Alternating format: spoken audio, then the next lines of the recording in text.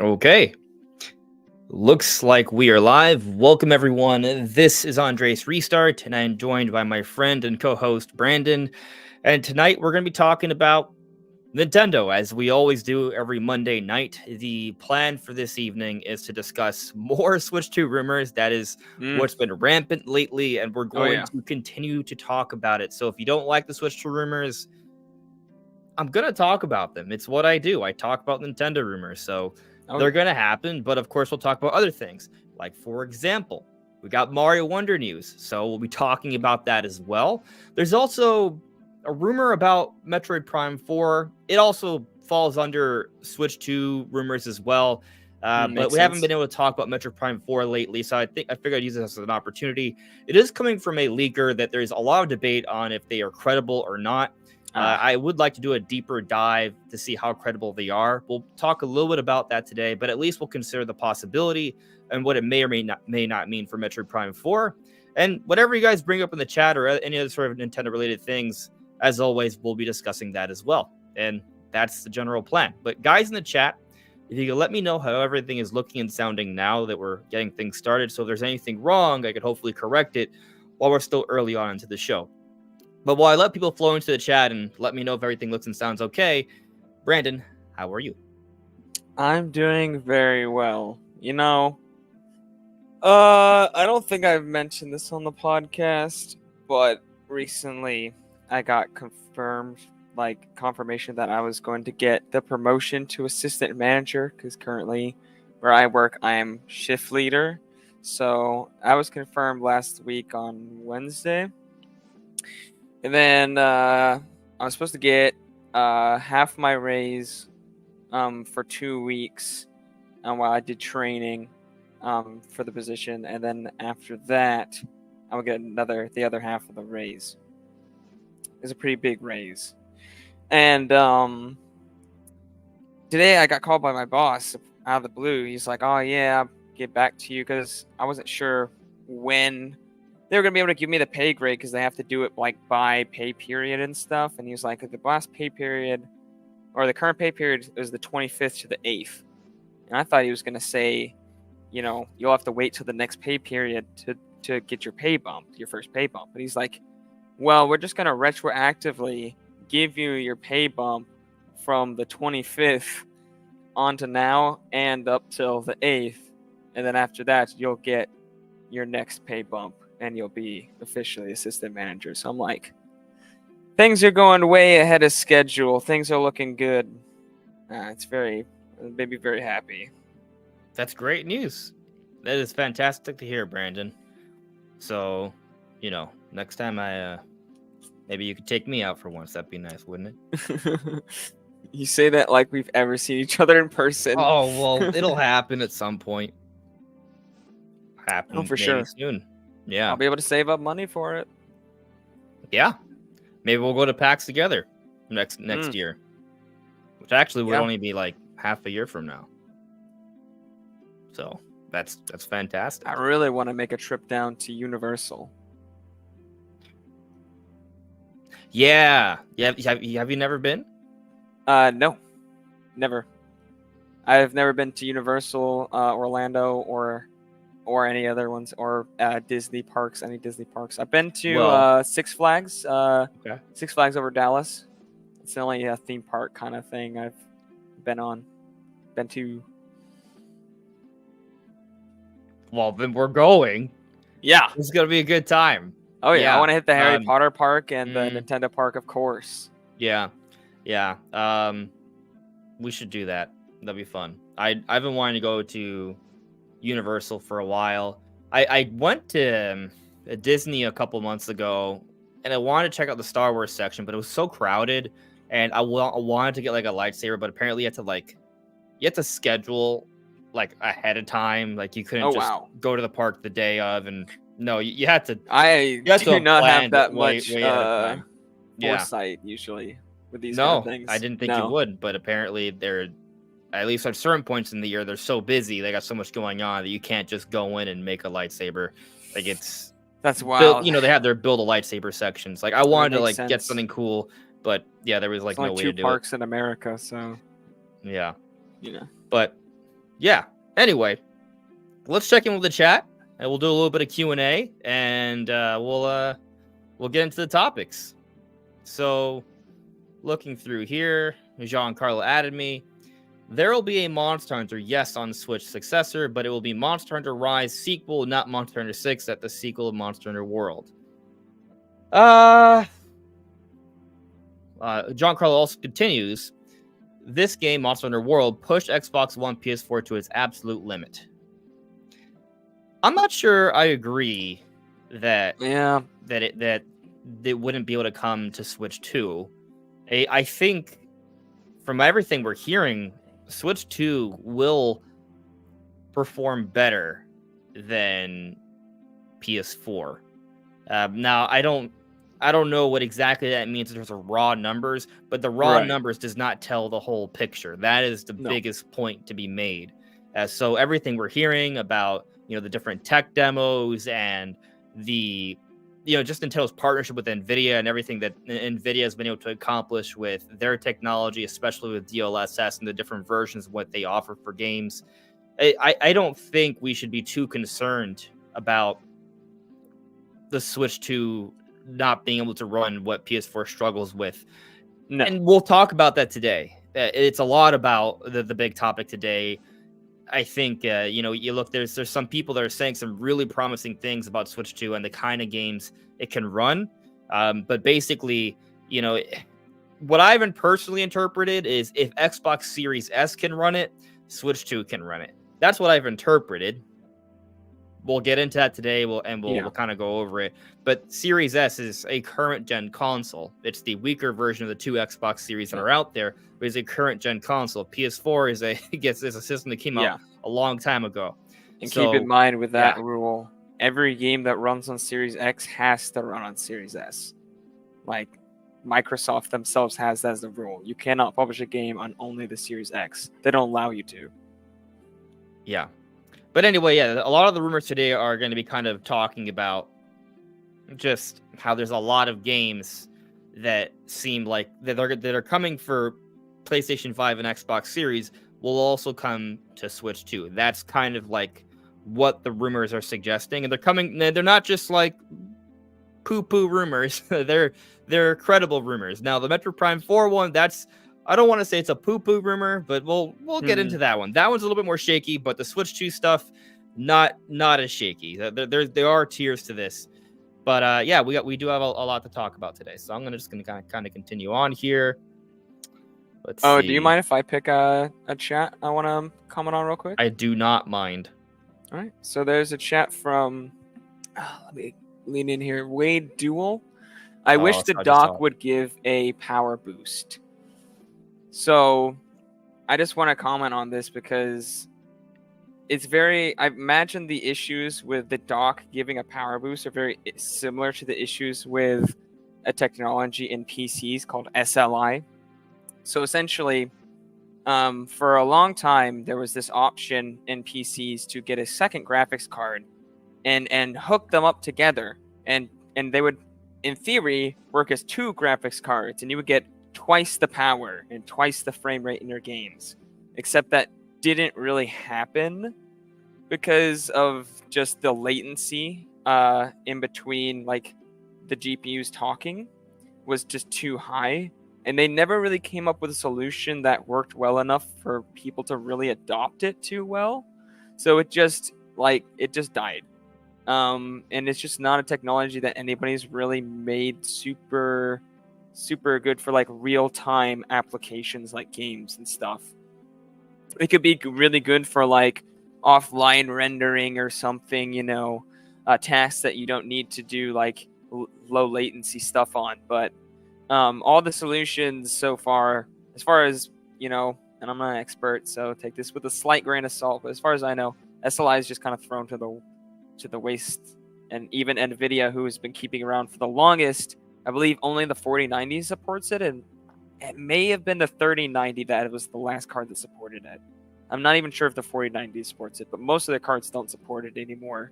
And it's not really something that's used or promoted as for gaming from NVIDIA, even with the cards that it supports. So, The sort of it would be a very similar situation, I imagine, with a dock with another GPU. But that's just kind of my take on the situation. With Bring what we've back seen the from supplemental PC. computing device. Bring it back. You know the No, I know what you mean. I just don't think well. that would work. Definitely not. Well, Over USB, what bro. about the RAM expansion pack? That was literally just more RAM. It made all the difference. It gave the N64 the power to play Donkey Kong 64. Yeah, but that like plugged into the motherboard. It wasn't Oh yeah, like it was sick. yeah. It was the bee's knees. It was kind of interesting how the Nintendo 64, you had this system, and in the like front part of it there was a little like tab you could pull out, and it said memory expansion. You could Yeah. open it out and you'd see like a black little cartridge. If you take it out, your N64 won't run. But like a couple years into the system, they released this RAM expansion pack, and I remember being at the movie theater and they put on like a Donkey Kong 64 commercial, and it was touting this memory expansion. Like it was the Donkey Kong 64 is such a big deal that the N64 needs more oomph, and so it came with the RAM expansion. I had a couple of them because there were Yeah. a few different games that That's how I needed got it. mine. Yeah, The and it Donkey was just interesting that they kind of planned ahead to expand the memory of the Nintendo 64, and that you could just slot in more memory later down the road. Yeah, that was crazy. Interesting. Yeah, and I want there were to. some games that I think, if I remember correctly, Perfect Dark, you didn't need the memory expansion to play it, but you needed the memory expansion to play the full game. I may be misremembering somewhat, but I know there were some games that lacked some features. If you didn't have the memory expansion, I think there were some games that just didn't run. Period. But it was interesting that once upon a time Nintendo did do something like that, where there was extra power you could put into the system after the fact. Yeah. But I wanted to comment on one quick thing. Homebrew GT, he says, what external GPUs are a thing, and that's what it would be. Not necessarily, because he said it would give a power boost, which means both GPUs would work in tandem, whereas an external GPU is just one GPU that just is external. And I guess if you wanted to, you could plug it in, and then the switch would like turn off, I guess, and then you would turn on the dock. But I feel like that would have latency issues just switching back and forth, and in terms of like what memory is stored on which device and things like that. But I guess you could just turn off just the GPU maybe and have that happen. But then you would need a very much more powerful GPU in the dock, because everything would be run on just that one GPU. So that would have cost implications. So I mean, that would be more feasible, but and technology wise, but cost wise, that'd be a lot less feasible. And it's just, I don't think they're just gonna do it. I think they're just gonna have the one GPU. It's gonna be in the Switch 2 in the normal device like it is in the Switch, and it will be pretty powerful. Okay. Well, Tayrul had a question.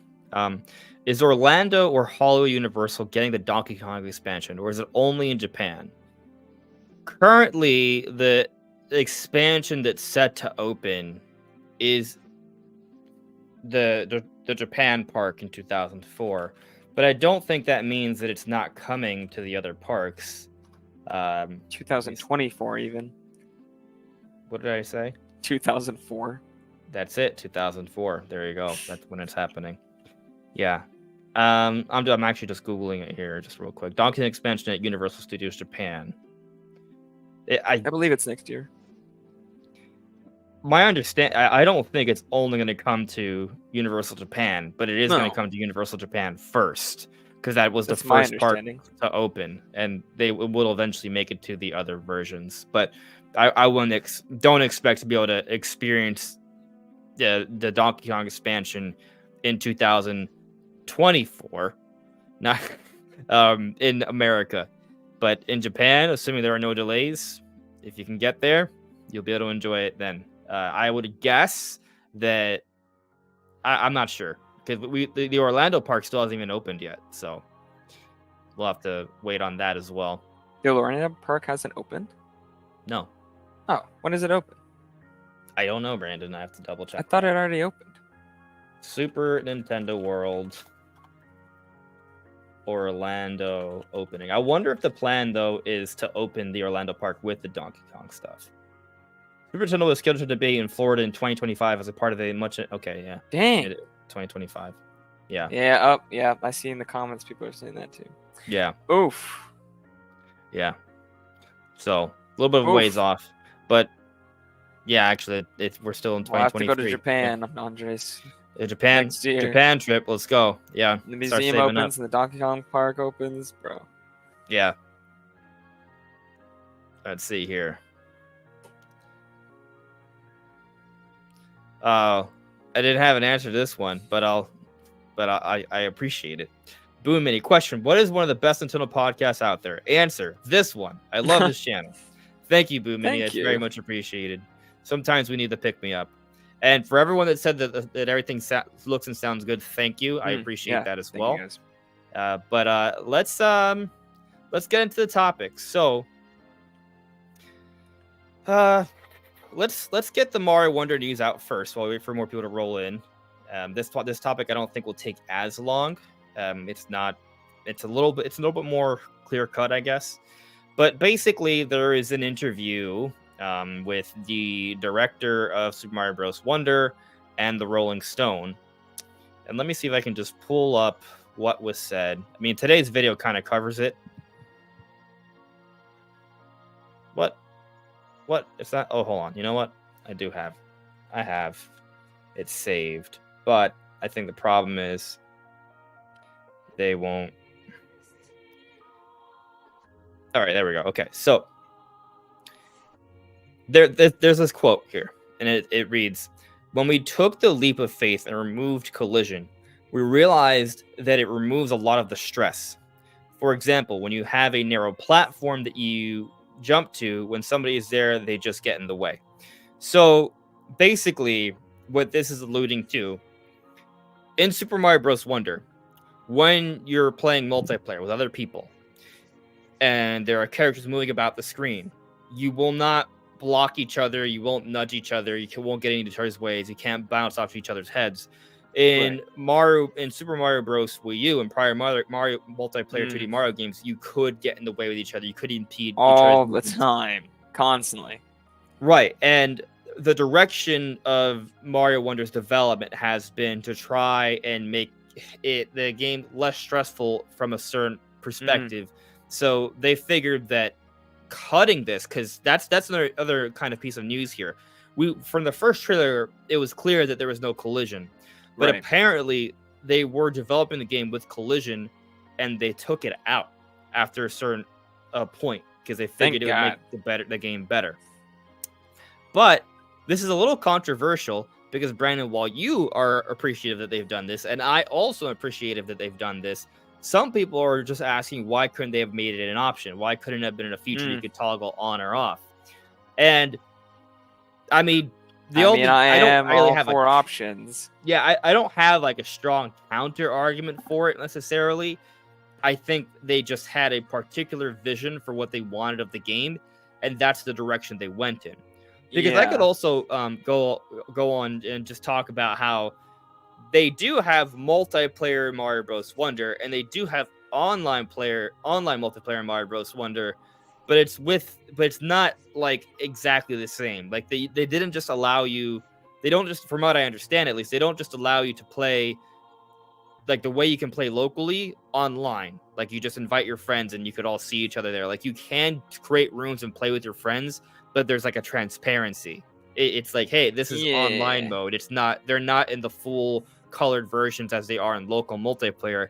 And to which I just ask, why? Like, what's the difference? Why do that?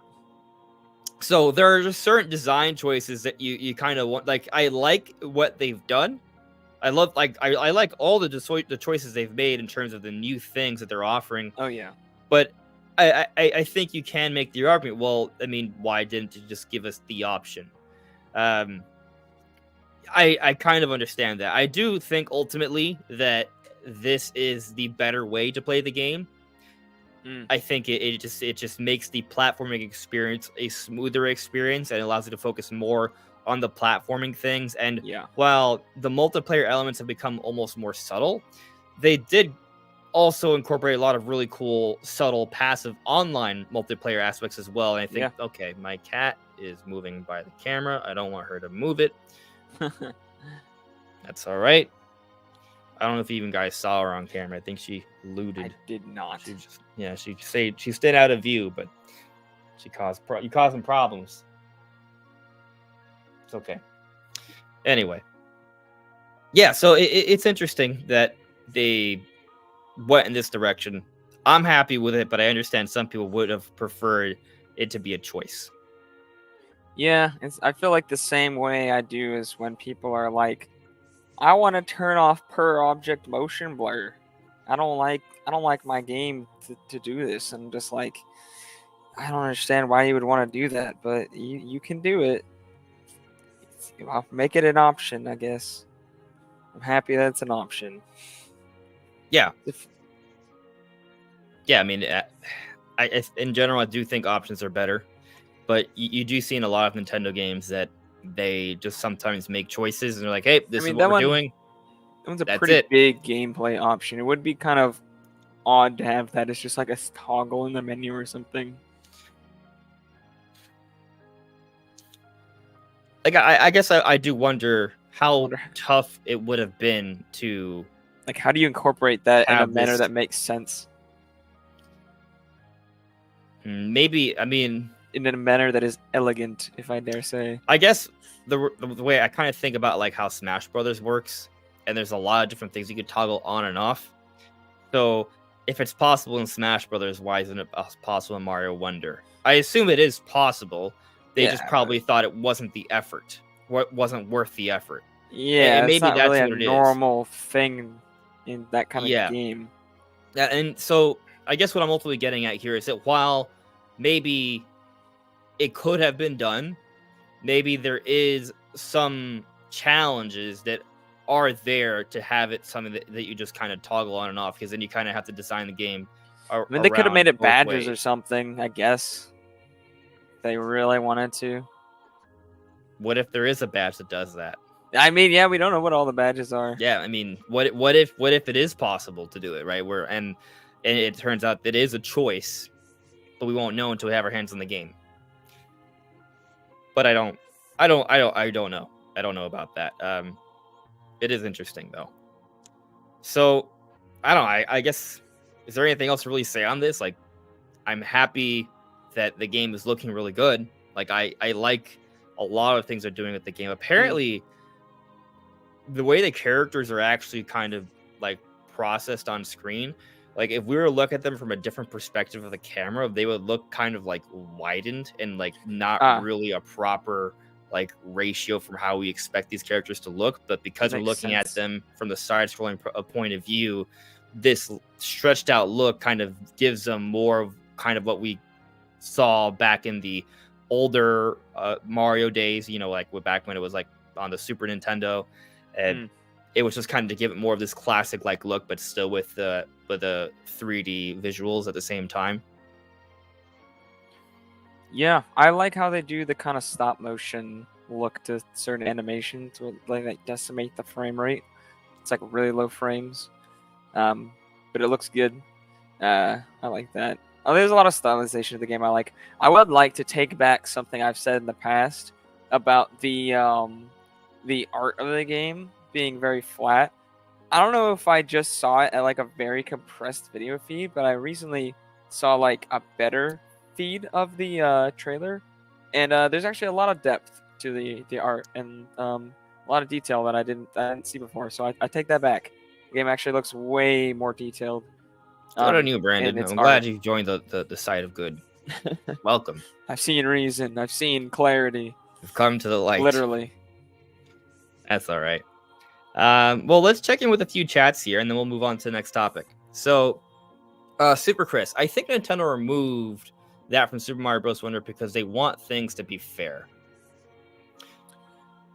Well, I mean, just less stressful mostly, because it's not really like you're trying to screw everybody over. there might be something necessarily. to that though.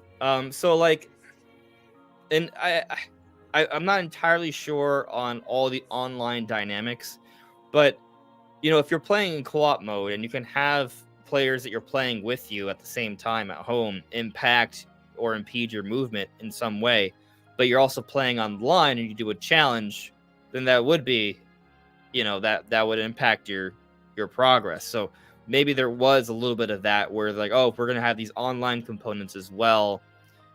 That's not something Mm. they mentioned in the interview, but I mean, it would be really maybe. stressful or annoying if like some online person bumped into you versus your friend. Yeah. Like And that would maybe be they also horrible. wanted parity as well, if that makes sense, right? Like they wanted parity between local play and online play. And that's another reason why they went with this decision. Mm. I'll personally though, like me, like I've been playing Cuphead recently, and I've played it in co-op mode, and there's no collision when you're playing Cuphead. And Cuphead's a very challenging game. It's actually more Oh tough yeah. with two players, I would say, because well, one, there's scaling, right? The damage scales, I'm Mm. pretty sure, but also there's just so much more going on screen, and when you have to pay attention to yourself and your teammate, it gets kind of messy, and it Oh yeah. isn't like the lack of collision makes it so there isn't any level of cooperative play, because if Mm. your teammate dies, you can still bring them back. If you jump where they are and you can parry, you can still bring them back, and you're still Right. both communicating in terms of where to go and how to get past certain things. And you die a lot, so bringing each other back, it's a constant thing. And then just trying to damage bosses, like there's still a certain level of teamwork that's in that. So when I think of 2D Mario and there not being collision, and it even has badges. Like Cuphead has something very similar to the badge mechanic, where Mm. between levels you can change around your weapons and abilities, and so you can have quite a variety of different ways you can go about exploring and fighting in the world. It's very similar to the badge system in Mario Wonder. So I'm almost wondering if maybe they took some cues from Cuphead, or at least it's a similar sort of direction. And I still feel like cooperative play matters in that game. So I have to think that with Mario Wonder, especially when we start doing some of the more challenging levels, it still matters. Now, the way online play works is a little different, but still, I don't think like we're gonna play the game and Yeah. think, man, there's no teamwork. I still think there will be teamwork. Like for example, when you do die, you become a ghost, and your teammate can come and still get you. So That I think is there's still nice. some level. Because It's most of just different. the level design of Mario is very not teamwork based, right? It's platforming. Mm. Like you don't need somebody else to do it. But there are certain things like being able to revive people or being able to maybe have different badges that could be helpful for different things. Or just when you're fighting a boss, having another player to help you along. Things like that will be more cooperative. But like the main levels, you're just going through the levels. You don't need another person there. There's no real teamwork in that aspect too much. But there's a little more than there was before, and it's a lot less annoying this time. Yeah. Yeah. All right. I'll check in with a few chats here, and then we'll move on to the next topic. So this is, yeah, you guys are being nice today. I appreciate it. You Jingle Peony. Howdy, first time on the stream. Love the content, dude. Great quality and always a blast to listen to your vids while working. Cheers. Thank you very much. Thank you. I much appreciate that. I will say that I think there's been a lot more switch to discussion lately whenever it comes to talking about new hardware from Nintendo. People seem to get a little bit more toxic than usual. So I'm just pointing it out there. I really do appreciate when you guys take the time and you are very complimentary. You guys are very nice and say these nice things about the channel. I do appreciate that. It does help to keep our spirits up. So thank you. Yeah, thanks, guys. Giancarlo, predict Super Mario Bros. Wonder's Metascore. 88 and then drop to 84 after someone made a very critical review, 5 or 6. So that's what you're thinking, that it'll start off as an 88, but it'll drop to an 84 after some people will give it a 5 or a 6. That's an Mario Wonder. interesting challenge, right? So we're about what 2.5 weeks away from the release of Mario Wonder. It comes out the 20th. Yeah, a little bit over 2.5 weeks. So predicting a score. All right, well, let's see here. Let me look up the Metacritic score for new Super Mario Bros. Wii U Deluxe. I'm curious what people gave that. Let's see here. All right, so it got an 80. I'm gonna say lower. Huh? I would have given it lower. Why? The Super Mario Bros. U Deluxe. Yeah. Right? Why? Yeah. I don't like that game. Why? It's just another boring new game. I'd never liked the whole series, and I hate that game the most.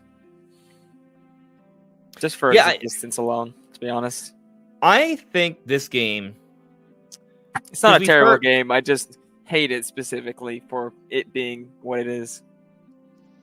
Listen, before I get to my prediction for the score for Mario Wonder, I will tell you that going to Super Mario 3D World, and also even before like going into New Super Mario Bros. U, back on the Wii U, I didn't play the deluxe version on Switch. It's the same game. I was very much aware of the kind of cookie cutter like art direction for both games. And it's not that the games aren't pretty. They are. They run well, but they feel less inspired compared to other Nintendo offerings. That said, I still 100%ed Super Mario Bros. New Super Mario Bros. U, and I still 100% Super Mario 3D World. 3D World, I think, is way less of an issue. Like, it has a lot of really nice effects and even some nice like material. It looks really nice for a Wii U game. It holds up. I mean, it's a very 3D World is a very pretty game. I think the problem with 3D World, which is we're getting way off topic now, but the problem with 3D World, it was just that it wasn't what we wanted. It wasn't what the public wanted for the first 3D Mario on an HD system. Like, there was this excitement that maybe now that Nintendo's was an HD development, they were going to make like this really ambitious 3D Mario adventure, and 3D World wasn't that. That said, it was a high quality game. Yeah, I love 3D World. Yeah, I mean, 3D. I 100%. It's hard to say I dislike a game if I 100% it, right? So no, I enjoyed that game very much. And I actually did enjoy Super Mario Bros. U Deluxe, or not the deluxe version, but you get my point. I did not. But I didn't have the deluxe version. I had the Wii U version, and I tried to enjoy it, and I hated it. I did not like it at all. I thought it was just not great. I don't know, but that's just me. You know, that's just my opinion. I didn't like it.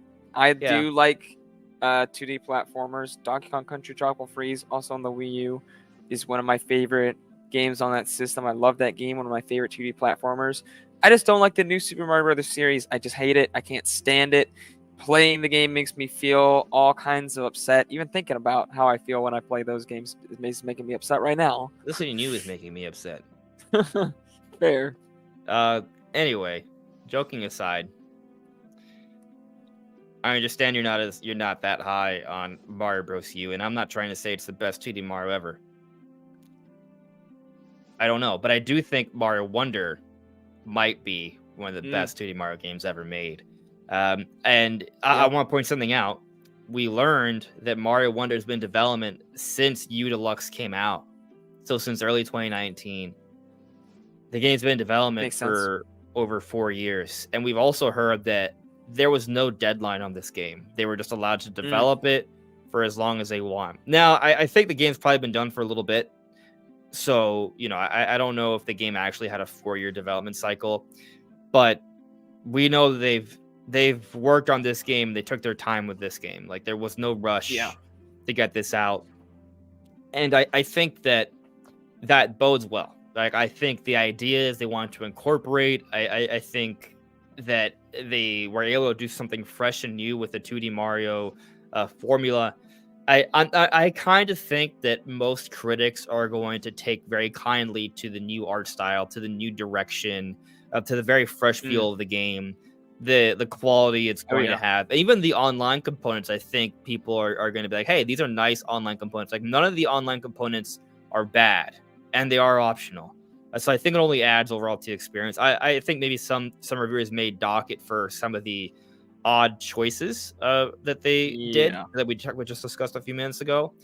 That all said, I'm going to go ahead and say that the Metacritic score for Mario Wonder is going to be a 90. Oh, wow. I was gonna say yeah, at least a 90. I think 90 to 93. Part of me wanted to say 91. I'm gonna say Nick, 92. No, you know what? For some reason, I want to say 93. I don't know why, but my mind's like, say 93. I just So I'm want gonna to say point out 93. that when we're talking about Metacritic scores, right? Like, so if you say a 90 on Metacritic, I think you should be taking into account that there's going to be some of those few people that are going to give it a 5 or a 6 or a 1 or a 2. Like there are going to be some of those aberrations, those outlier scores that drag down the overall average. So if I say so, whenever you hear about a 90 on Metacritic, what that means is that most people think the game is better than a 90, Mm. in general. So Yeah, I agree with that. I'm a part of you wants to give a slightly higher score, but I also I'm sticking with 93. I feel it in my bones. Okay, the first number that came to mind was actually 91, and I docked it a point. So you know what? I'm gonna go with 91. It's gonna be a 91 on Metacritic. That's my prediction. All right. You went with 91. I went with 93. We'll see Yeah. what happens. I guess I'm the hater then. Yeah. Yeah, you Yeah. hater. You think I hate Mario? Look at this guy. I bet you I'll play more of that game than you will. Yeah, almost certainly. I've never Yeah. 100%ed a Mario game. I tried. I've 100%ed most Mario games that have come out in the 21st century. I've 100%ed very, very few games in my life. All of them. Mario games are like the games I 100%. Every Zelda other game I games are usually don't. the ones I 100%. Yeah. At least to my standards. I never 100% Zelda. I always get at least all 20 hearts and all the items and stuff. Yeah, You know? it's not that I don't play Zelda a lot. I do. I've replayed almost every Zelda. Not Tears of the Kingdom yet. But you know, I'll play each Zelda several times. Like I probably It's crazy because you play Tears of the Kingdom more than me, and you like the game more than me. I do. But the thing is, I like Zelda. It's just how I play Zelda. It's the lack of 100%ing isn't indicative of how much I like the game. I guess I just never feel the need to get every heart piece. This is why. I'll explain why. I could have gotten every heart piece, but every time I play a Zelda game, I don't want to get that many hearts because I don't want the game to become easy. Instead, what I do is I play the game, I see a heart container, I'm like, nope, I don't need to solve this boss to beat Ganon. I'm going to fight with my own strength. See, for me, it's like the entire point of the game is to find the heart pieces. That's like my favorite part. It's like, that's why I like playing RPGs and stuff, is like to get those level ups, to see the numbers go up, you know? I like to see my hearts get bigger. And tell you what, if they incorporated a cool little surprise where if you got every heart piece, there would be a secret boss fight at the end, then I would always get it. Then I would be getting every heart piece. That would be really cool because I just feel like honestly, I would argue that it's a little bit of a design flaw. You have all these heart pieces, and if you're gonna get them all, it's because you're kind of hardcore about the Zelda experience, right? Like, so if you're the kind of person to get all the heart pieces, you're already kind of good at Zelda, and if you're then gonna just have a whole bunch of life, it makes the game easier for you. But you're already good at the game, so you don't even need the extra life. So what's the point? Yeah, I mean that's how I feel about 100%ing like most games, you know. But Zelda games, at least until Breath of the Wild and Tears of the Kingdom, they were so much shorter. Like, you could 100% them like 40, 50 hours. It didn't take that long. Yeah. Although my run of Twilight Princess, I did get all the insects, all the golden bugs, I believe. Oh, nice. Recently. Yeah. So I do like going for some things, right? See, And like in for Breath me, of it's the like Wild, most I of the did do all the exploration and side quests and all the puzzles. shrines. I just didn't do all the Korok seeds. Most of the exploration puzzles and stuff in the overworld and things in the Legend of Zelda games were like your prize was heart pieces. That was like the biggest prize you could get. Like you were like, oh my gosh, I got a heart piece from this. It's like amazing. That was like the big reward, the big dopamine rush was seeing that heart piece. And I kind of honestly I missed that a little bit in Breath of the Wild because it's just like I know I'm gonna get an orb when I go into a shrine. Like I know what I'm gonna get already. Yeah. So, a couple interesting questions I'm seeing popping up here that I want to get to, and then we'll move on. First, Harry Myers, thank you. Harry Myers says Andresu, thank you. Let's see here. Jingle Peony, 4 years for a Mario game seems pretty promising, right? This Mario Wonder game I think has a lot of polish and love behind it, and has me very excited for the game. Darcy, what Switch game have you played that ended up exceeding expectations or pleasantly surprising you? Kirby Forgotten Land. That game is one of my favorite Switch games, and I thought it was just going to be good. I'm trying to think, because the thing is, I had high expectations for. I mean, I had high expectations, but I think it's a good choice. I think Kirby's Forgotten Land. I was concerned that the Kirby team would be able to output a high quality 3D Kirby. Honestly, I was hoping it was more like an Odyssey style at the time. So seeing levels initially was kind of disappointing. But I mean, it doesn't really matter when you actually played the game. But did you really expect the Kirby team to make an Odyssey style game? At the time, I did. Now, no. But maybe in the future, for sure. Maybe, yeah. I think the future, I think they could. I'm curious to see what they'll do next. I would argue. I mean, I would have to kind of debate it for a while, but I would say Forgotten Land's like a top 10 Switch game. It's that good. At least top 20, I'd say. It's a tough list. Yeah. So it's a very good game. It's one of the highlights of the Switch era for me, for sure. It's my second favorite game from 2022, right? Yes, came out last year. Yeah. What was your first favorite?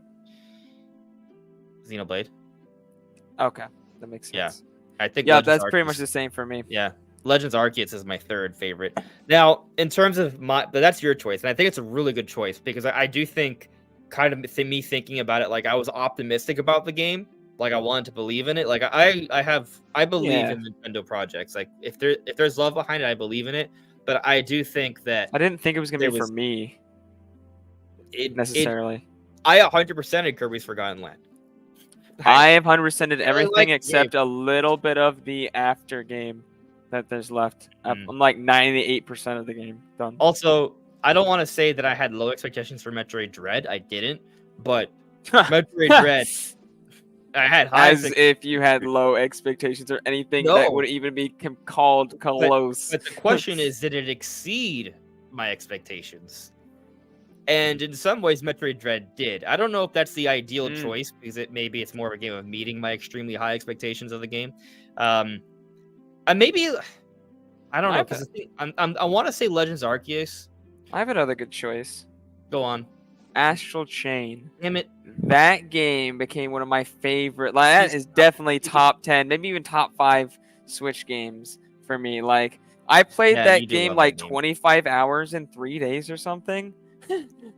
Like Astral Chain is, and I had work. Astral Chain would be in my top 20 Switch games. Yeah, for sure. Mine's in my probably top 5. Like it's up there, bro. Maybe slip down to top 10, but definitely close. Yeah, I like Astral Chain. I don't like it as much as you. It's very a game that was like, oh my gosh, I can get into games again. I'm trying to think. The thing is, I wanted to say maybe Legends Arceus, just because the way the Pokemon games are. You know what? Yeah, I'll say Legends Arceus. And the reason being, I was hyped for the game. I was, but if I think most of you will agree, the way Pokemon games have been lately, it is kind of like I think they're not as exciting as we would like them to be in terms of like the story and the campaign. And with Legends Arceus, I think it's my favorite Pokemon game. It's at least my favorite Pokemon game of this entire generation. So, with that, although I do like it more than Scarlet and Violet. From a gameplay perspective, from a story perspective, Scarlet and Violet I think is the best. But Legends Arceus, the side quests though in Legends Arceus are story. It's interesting, but overall, Legends Arceus is my favorite Pokemon game. So I'll say that one, just because I didn't expect it to be my favorite Pokemon game, and it ended up being my favorite Pokemon game. Yeah, you guys already know my opinions on Pokemon. None of them are up to my quality standards. Yeah, well, all right, we got to move on. So, yep. I got the super chat here from Taker610, and then we're going to get to the next topic. All right, so Taker610, thank you for the super chat, buddy. I feel like I like feeling overpowered towards the end of a game. When I got the spaceship and Screw Attack and Dread, it gave me that feeling. All right, so I kind of agree with you that it's really cool to feel OP. However, I want to, and I think it's great because in Metroid specifically, you kind of, the way you traverse, you're going through a whole bunch of enemies that may have given you trouble at first. You just kind of steamroll them, and so you get that feeling. But the final boss is still an extreme challenge. It still pushes you, even with all your new powers and abilities. So for me, I like to have that feeling of being extremely powerful, but I also want an adversary that's worthy of that power, that still puts my power in question, because I want to have that final climactic battle at the end where I'm not sure I'm going to win. I want the satisfaction of feeling like I actually did something when it's all said and done. Did something challenging, something tough. So, and I think Dread's actually a great example of that, because the final boss is really good from a story perspective, visually, all of it. The final story sequences, just the boss fight itself is actually very hard with several phases. Metroid Dread's a really damn good game. Okay, Metroid Dread is a top 10 Switch game. Just say what? Have you not played Dread? No, what? Bro. What? You know this. No, I must have forgotten it, because this is. I told you I've been waiting to play it on some sort of OLED screen. Blasphemy.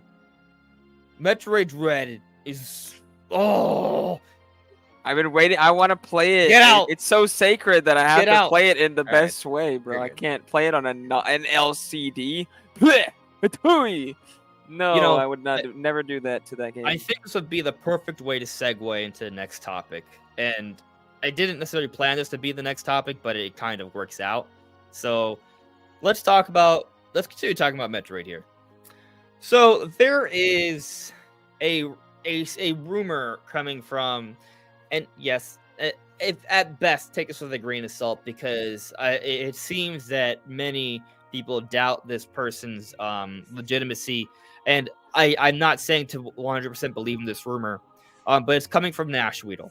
Now, the reason why we're talking about Nashweedle is because they have posted about Metroid Dread.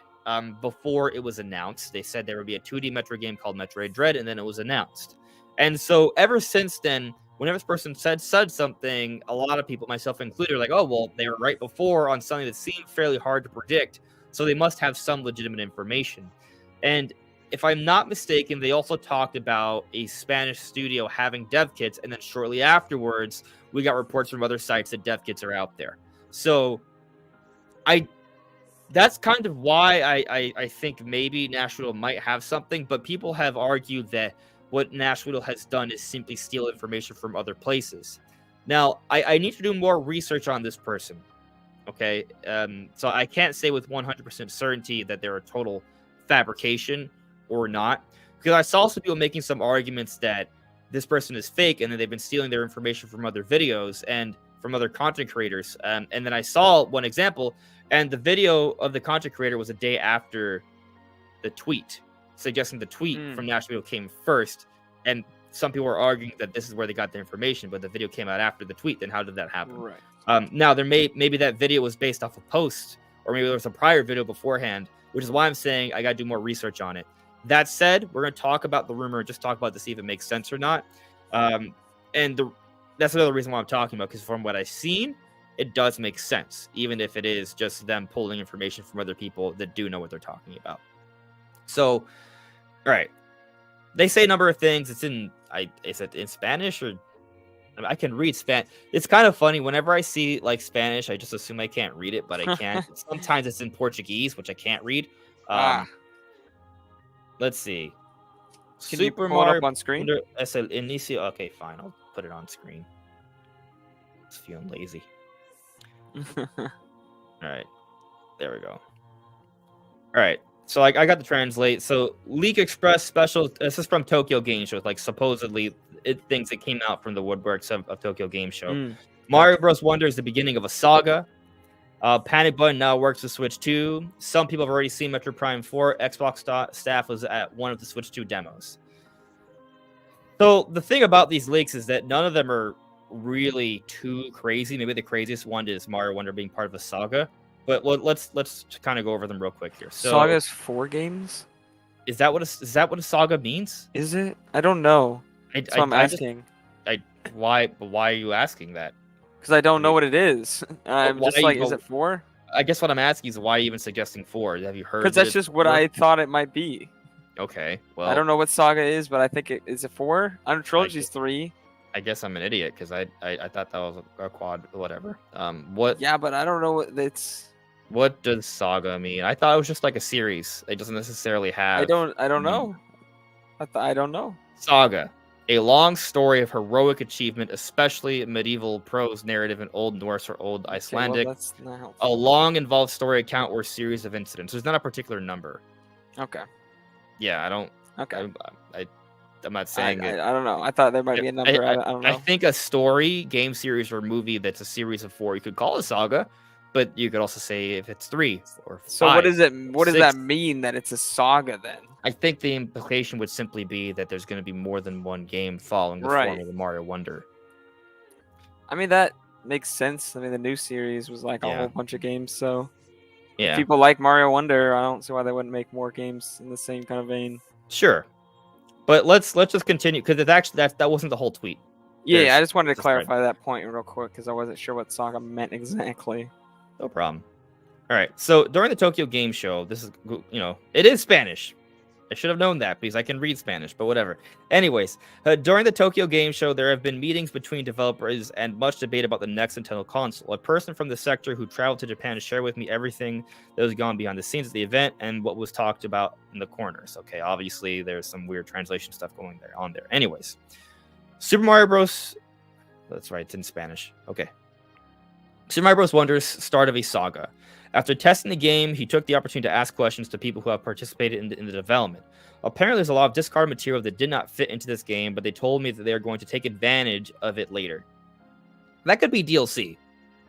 That doesn't have to mean... It could be DLC, yeah. That, like, if you think about what happened with Breath of the Wild, the Tears of the Kingdom, they had leftover ideas. Also, the same thing applied to Galaxy 2. Yeah. Now, back then, they didn't do DLC. True. But... they did have some DLC ideas, and some of that became DLC, but others that went on to becoming a whole new sequel. So it could be DLC, it could be a sequel. I will say that I think it makes sense for Nintendo to follow up Mario Wonder with another new 2D Mario game maybe 4 years from now, in the middle of the Switch 2 era. So, yeah. This is, if anything, just a good prediction. All right, Panic Button now works with Switch 2. That shouldn't be surprising. Speaking with a non-Japanese developer about the future of Switch 2, she asked how easy it is to port games to the new Nintendo console, and she directly answered that Panic Button is already taking care of one of them. Again, I mean, that's probably easy to predict. Working on a game. Imagine they're just working on a new game. I just assumed that. Well, Panic Button. Because the way it's Weren't they- worded is kind of confusing, but it's Isn't also a Panic Button translation. responsible for porting games to Switch? Yes. Oh yeah. They are there. Yeah, there'd so be some I guess the point. implication is that there's a certain game that they want to get running on Switch too. Sorry, I mixed them up with a different developer for a second in my head.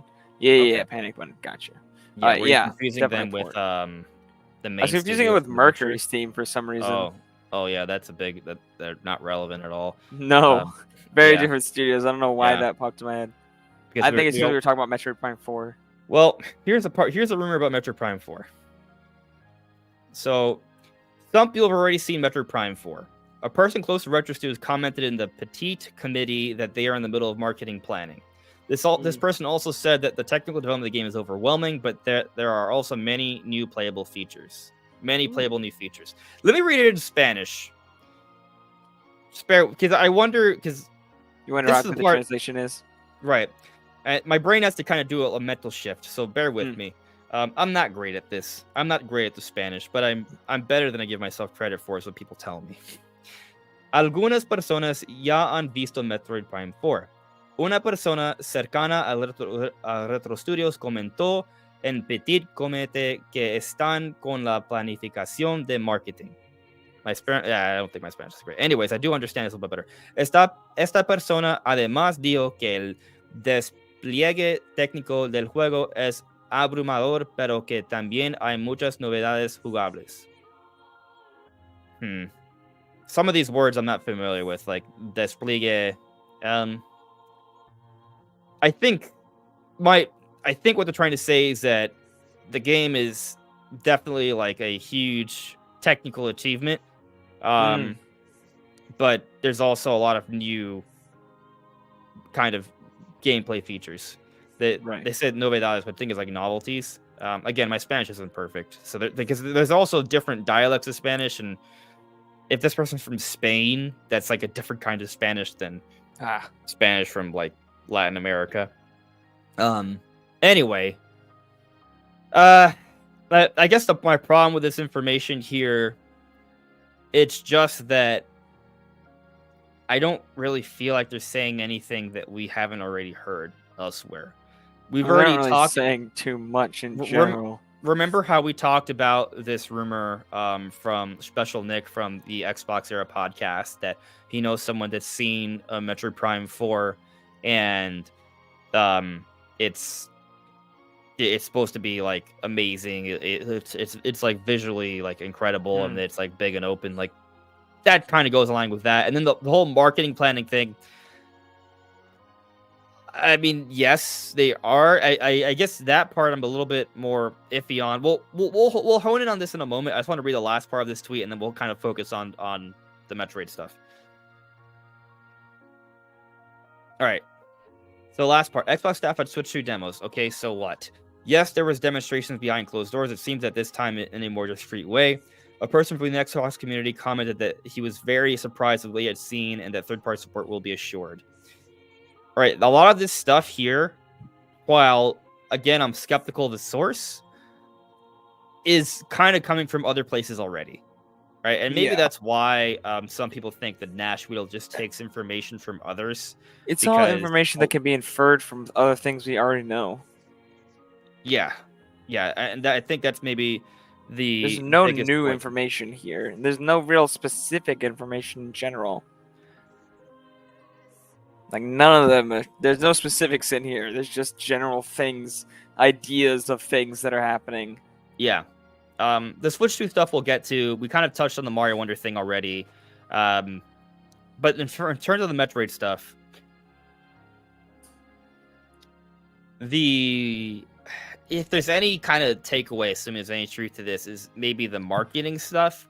Like, if they're still kind of planning out now how to market this game, suggesting that they don't know exactly how they're going to handle it yet. That is interesting, if true. I mean, I would imagine if they're planning to show this game, because at this point, they're probably not planning to show this game until early next year, probably at the earliest. So it would make sense right now they'd be planning marketing. I mean, if you want to go with the amiibo thing, maybe there's something to that. But I just kind of feel like they're I don't know, man. I feel like they're gonna wait till early next year to start showing stuff, and that there's I don't think there's nothing too much for them to show this year. I don't really prescribe to that rumor, to be honest. So Theory more. It's more of a theory. I'll say that Metroid Prime 4, there's still two sort of scenarios where I think we might, well, there's technically three. Third one is extremely unlikely. They're all arguably unlikely, but the third one is extremely unlikely, but not impossible. Anyway, so these are the scenarios, right? I would say unlikely, but not extremely unlikely scenario is that Switch 2 is teased this year, and part of that teaser includes a glimpse of Prime 4. Mm-hmm. The other semi-unlikely, they're all unlikely.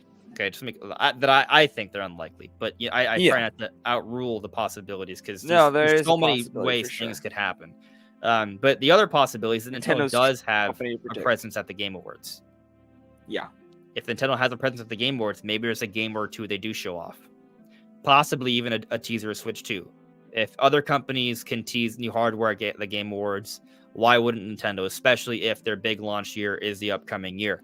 I think some people look at Nintendo's presence at the Game Awards over recent years and argue Nintendo doesn't care about the Game Awards anymore. That's one angle to consider, but is it not possible that maybe we interpreted that Nintendo cared about the Game Awards a few years back because that's when the Switch was coming out? So they made sure to have more of a presence then because they needed to kind of focus their marketing efforts and they wanted to get their products out to a larger audience. So with the Switch 2 coming out next year, supposedly, maybe Nintendo wants to reclaim that presence of the Game Awards for the next couple years because they want to push some things. It's possible. So I think there is a possibility that some cool things to be shown off at the game. I mean, I think there's a really good chance actually that we see something cool at the Game Awards. But will it be Metroid Prime 4? It's not as obviously it's just so one of several possibilities, but maybe, right? That's another of the three. It is a possibility. So yeah, and here's the third unlikely scenario: we see something on Prime 4 this year. Leaked footage. Someone just leaks footage of the game, which has happened before. It's possible. Retro Studios is kind of a developer that's very disconnected from the rest of Nintendo, so it would have to come from somebody directly involved with them, most likely. Well, what I find extremely interesting is that I think that in general, when we hear about leaks, it's not coming from Japan. It's coming from some Western side of the hemisphere. And it's interesting because we've barely heard anything about Prime 4, though we have heard some things. We've heard some things, right? But that's what's kind of neat about this is that Retro Studios, not much seems to get out of there. Occasionally, we hear about little things, but it's nothing substantial. It's nothing. They're on a tight ship over there. Right. Yeah, and it may come down to, well, they are part of Nintendo, so it may operate in a similar way, and that's kind of what it is. But we do tend to hear about... Their reputation is extremely high, too, so I'm sure they don't want anything to damage it. Yeah. I think what happens, though, is when we do hear about things, it's usually like about remasters or things like that, because those are things that are outsourced to companies that aren't like internal Nintendo teams. And that's when we kind of get a little glimpse of something, or we hear about like something the day before the direct because somebody involved with like Treehouse of Nintendo America, like the Nintendo marketing team, some element of that kind of leaks out. So getting back to the point, I don't know if we're gonna see Prime 4 this year, right? Those are just some scenarios, but in terms of them kind of working on the marketing now, I mean, if the game hasn't been shown off yet, but it's about to be shown off within the next few months, I would say that's likely. I from what I understand, they're kind of moving. Like there's a lot going on at like Nintendo of America in terms of like how they're going to promote a game and what's going to be promoted when. Like there is a bit of a constant shuffling and working with that. There's a lot going on with that. So, if Metroid Prime 4 is like within half a year of being shown off, then I can see that there is something to that idea. But that's, again, very predictable, right? So I don't know if this rumor is something we should... There's just not... it is kind of like there's nothing groundbreaking about the information. I guess is the main point here. And I think Brandon, you and I are on the same page on this, right? I think the fact that Prime 4 wasn't in the September Direct, that Nintendo's probably saving as a cross-gen title at this point. Like I think the boat is kind of sailed on Prime 4 being a Switch-only title. Just doesn't make sense before at this Switch point. 2 comes out. It would be weird to say like it feels like it would be a bad decision almost to just put it on Switch 1. I kind of agree. Like, can I see a scenario where Nintendo still has a normal Direct in February? They announce Metroid Prime 4, and they have like a 6-month marketing window where it comes out like say August, and then Switch 2 comes out October with like 3D Mario. They could do that, but it would just feel like why? Why would you? Like that would just be odd. Unless they have a second big marketing push with some kind of 4K update or something on Switch 2. I guess. Yeah. But even then, that wouldn't be as big as just releasing it as cross-gen title. Yeah. Like, with Tears of the Kingdom, it makes sense that didn't happen because obviously at this point it's clear that it was not. That they would have to delay it a long time. Was almost a year out, if not more. So, yeah, why would they do that? But if you're within half a year, especially when people don't have like an expectation of when it's going to come out. They've already been waiting so long. It's like, yeah, just make them wait a little bit longer and give them the yeah, best unless they possible. just think that they want to have one last kind of big Switch title. But I think both you and I agree that it just makes more sense to use Prime 4 to really kind of showcase what the Switch 2 can do than 3D Mario. So have that as it's gonna help sell the brand if it because people are dying to have any games at launch when there's gonna be it's gonna be fewer exclusives at launch. So it'd be great for the series, and I think Nintendo really wants Metroid Prime 4 to do the best it can, and I think that's just the best way to make it do the best it can. Yeah. So no real takeaways from this information then, except maybe we might get a Mario Wonder sequel, I guess, if it's real. Yeah, which is like, okay, we probably get another technical sequel to the game anyways. Like, we'll get another game in that vein. That's just kind of like, they're not going to not make 2D Mario, and I don't think they're just going to be like, all right, we're going to wait another 10 years and go a whole another crazy direction, I don't think that's gonna happen. So, yeah. Let's see here. Gotti Sanchez, hand. What is this? Hand. Hello, wave. Is it like high five or wave? I think it's a wave. I think it's a waving hand. Doggy. Oh yeah, I think. Rumor has the EAD Tokyo team is making Princess Peach Showtime. That's coming from Zippo, which. Yeah. If we're talking about it, if we have a tier list of like leakers, right? I don't trust Zippo, but I don't necessarily doubt the information either. Just because it seems kind of reasonable, but not the fact that it comes from Zippo, Yeah. I think it's clear that Princess Peach Showtime has quality behind it, and it's a Nintendo studio. That's if that means EAD Tokyo, sure, but yeah, I think it's definitely possible. I don't know if that's what it is, but if it was, part of the Zippo rumor is that they were suggesting that EAD Tokyo is working on has a hand of like 4 different games. One of those include Mario vs. Donkey Kong. Another is Princess Peach Showtime. Another is 3D Mario. There's like a 4th one. I don't remember. I have to go back to the rumor, but there is suggestion that they're all running on the same engine, and that's why Princess Peach and Mario vs. Donkey Kong look amazing. I had a problem with that because I look at Mario vs. Donkey Kong, I'm like, no, it's not. Like, it looks good, but there's nothing about it that to me is like, hey, that's like super advanced. No, like I would expect Mario Switch engine. 2 game, like a 3D Mario built for Switch 2 to look better than that. To be a more ambitious target than that. There was some suggestion that like the Donkey Kong model was like really impressive. I looks think maybe if people are looking at the CGI cutscene parts, it. because like half the trailer is CGI cutscenes. It's not that it doesn't look good. It's just I don't think anything about that is like so good that I'm like, whoa, that's running on like some really modern tech that's showcasing like a lot of next gen effects. Like I didn't. I would There's say nothing Princess like Peach that about Showtime it. looks pretty comparable to say Luigi's Mansion 3, but that's another Switch game. Yeah, I mean, yeah, Princess Peach Showtime. I don't even think looks as good as Luigi's Mansion. No, not Although as I good, think but it looks pretty close. the environments might. Well, Luigi's Mansion had some The three had Peach some model big looks really environments. good. The what?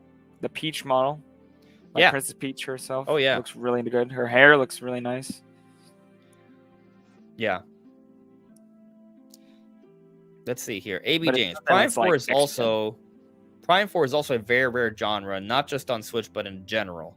More of a first-person adventure game than shooter, although there are heavy shooting segments through the games. Yeah, they remind me of like older shooters like Quake and Doom and stuff. Yeah. Well, let's Doom Eternal is probably the closest modern title to like a Metroid Prime game. It is interesting that Halo Infinite integrated like the kind of like that grapple hook thing. I think a lot of first-person shooters have brought in a lot more platforming elements. Yeah, it's just kind of interesting because Metroid Prime was a very heavy platformy shooter. Back Doom in the and day. Quake were both, I believe, pretty platformy games. So those are Izzy like XD 1019. Will Metroid Prime 4 development be more longer than development of Final Fantasy 15? I don't know. I don't think so, because I think Final Fantasy 15 had like a nearly 10-year development cycle or something ridiculous, didn't it? Well, if I think Prime 4 is less than 10 years, so there you go. I'm not. I know that Kingdom Hearts 3 also had a really long, so I may be confusing it with that one, which I think was a bit longer. So I don't know the exact amount of years, but I know it was like ridiculous. Interesting. I think it's probably longer, but I mean, we can look it up instead of just trying to remember. Well, sometimes these things aren't advertised very well, but Final Fantasy 15 development time approximately 10 years.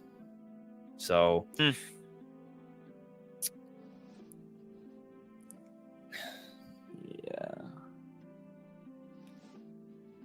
Wait, what? I made okay. So Prime 4, we got Metro Prime Federation Force in 2016, and that teased Prime 4. I think they were probably thinking about some things about Prime 4, but it depends on what you look at. Like if you look at the current development, it started late 2018, early 2019. Yeah. But if we account for the original project, we don't know when that started. They did announce it was development in 2017, but they could have started in 2016. Given that Federation Force teases Metroid Prime 4 at the end, and that came out in 2016, I think there's reason to believe that they were already having conversations in 2016 about a Prime 4 game, if not even earlier, right? So if we stretch still less time than Final Fantasy, right? Like, so let's though. say we're making a lot of stretches here, but if we make several stretches and leaps, maybe development has started in 2015, like concepting. If Prime 4 comes out next year, that still won't be 10 years. And really, the game, like, it's not how long it's been. So, yeah, that's just not the case. It has been long though. It has been. Oh yeah. The longest development for a Prime game, I'm sure. It's been a long time, but I'll just reiterate from earlier this year, I heard the game was complete. What you make of that? Again, rumor. I heard from someone that it's complete, and a lot of things we've heard throughout this year is that the game is in the final stages. It may be. I think I mean, it goes back to what Brand and I've been talking about. We think they're just kind of saving it for Switch 2. So we'll see what happens next year, though. All right, I got a super chat here. Let's get to that, and then we'll move on to the next topic. All right, Taker610, thank you for this super chat here. Taker says, Prime 4 as a cross-gen doesn't make sense because it was a much smaller jump from GameCube to Wii and Wii U to Switch than it will be with Switch 1 to 2. I What? mean, it still doesn't mean that cross-gen doesn't make sense. I mean, if you look at cross-gen, say the Xbox One versus the Xbox Series Okay. X, it's just as much of a leap as what we're expecting here. So I don't really understand it. I guess it's more work if you want to fully optimize the game, but I'm not expecting cross-gen games to necessarily use every single feature to the best of the Switch 2's capability right at launch. Like, that would be insane. Yeah, but just to make sure we're on the same page, and Tager, feel free to correct me in the chat if I'm wrong here, but I believe what you're saying is that the Twilight Princess, which was the cross-gen game that was developed for GameCube, was brought over to Wii, and then Breath of the Wild, a cross-gen game that was made for Wii U, was brought over to Switch. Those weren't significant leaps, so it was a more reasonable port. While Switch 1 to 2, from everything we're hearing, is going to be a fairly substantial leap. So to think that they would do a port like that, it seems less realistic. But the thing is, they didn't upgrade the visuals of Twilight Princess on Nintendo Wii from GameCube. They just did the controls, and they mirrored the game. And then from Wii U to Switch, they improved the audio a little bit, and they improved the resolution a bit from 720p to 900p. Yeah. And that was pretty much it. So those cross-gen versions were very subtle, but that's Zelda. Okay? Like, you look at Zelda remasters compared to other Nintendo remasters, Zelda games always have very subtle enhancements when they're ported or being cross-gen, while other games have brand new content and total visual reworkings done. So there's a little bit of a difference there from that perspective. But also the Switch, the Wii U to Switch, like, they wanted to take advantage of what the Switch offered, right? So they made sure they could have a portable version of Breath of the Wild, which really sold the game, because Breath of the Wild was like the most ambitious game Nintendo had ever made. It was the most home console game that they had ever worked on up to that point in history, and they were like, hey, it's also portable. Like, that was a huge selling point, right? And then the Wii had the motion controls, so they wanted to integrate the motion controls and the pointer controls into Zelda as well, and that's what they kind of focused on there. For Switch 2, at least from what we're hearing, the big draw is that this is going to have some significant visual upgrades.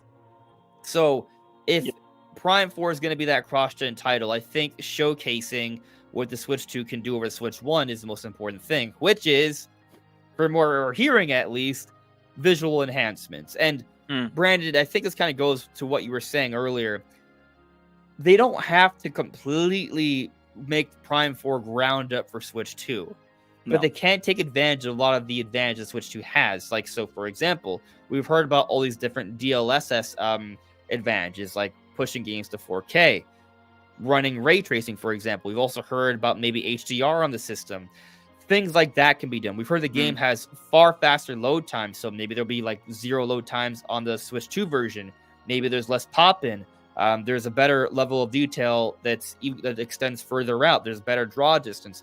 Things like this that will make the game look better overall can be done without having to rebuild the game entirely from the ground up. So I don't think it'll be that crazy. It'll take work. But if all these Prime 4 was features done earlier this year, they have plenty of time to get a Switch 2 version ready sometime next year, I think. All these features with DLSS and especially ray tracing, which would be a big amount of engineering work to get into the engine. But with DLSS, there is engineering work you have to do. You have to integrate that into your engine. But NVIDIA, especially with Nintendo being direct partners, even with people who aren't direct partners, they will go and get DLSS into your engine. Like, they'll help you. They have specific whole teams of people literally just to help people get DLSS into your engine. So I'm sure that if they want that as a feature, that they could get that in pretty easy. And I'm expecting, a 4K 60 FPS. If they have DLSS 3, maybe a 1080p 120 FPS mode. I'm expecting higher resolution textures, probably just, a higher resolution. Because when you make games, as far as I understand, you usually make them in a higher resolution than the actual like the base assets are greater, and then you kind of decimate them down to work with your game, so they can use like higher versions of assets that they already have made, things like that. I'm not expecting them to necessarily go and make new assets necessarily for Switch 2 or anything like that. I'm not even necessarily expecting them to go in and add ray tracing features, though that would be pretty awesome. But depending on the type of game it is and how the level structure is, it may not be worth it for the frame rate targets to add ray tracing. And baked lighting may look just absolutely stunning already, and be good enough for a 60 FPS or 120 FPS target. Like, we're not really sure, but I would definitely expect like a 4K 60 FPS mode with higher resolution textures and less pop in, things like that. There's a lot of different ways they can enhance the game.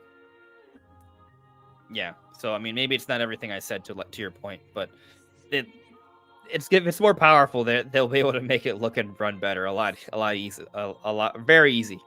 Oh yeah. At least compared to other things. Relatively easy. Right. Nothing is easy. No. Yeah. It's all relative.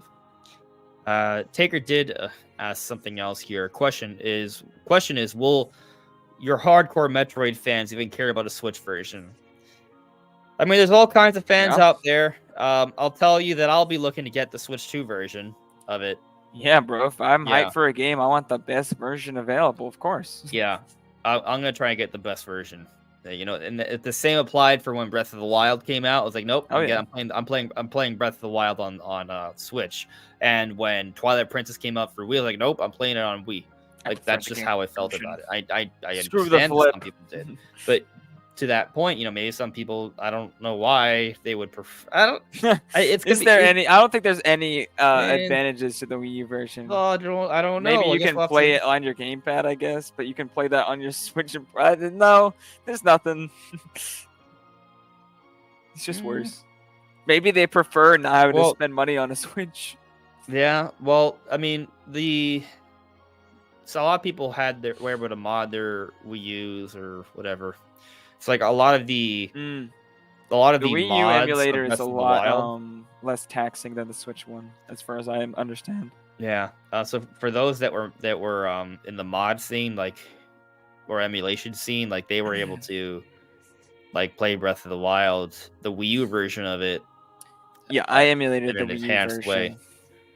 Yeah. And ran at 1440p with like anti-aliasing and some like screen space, ambient occlusion and stuff, and some other like mods that had like different skins and stuff.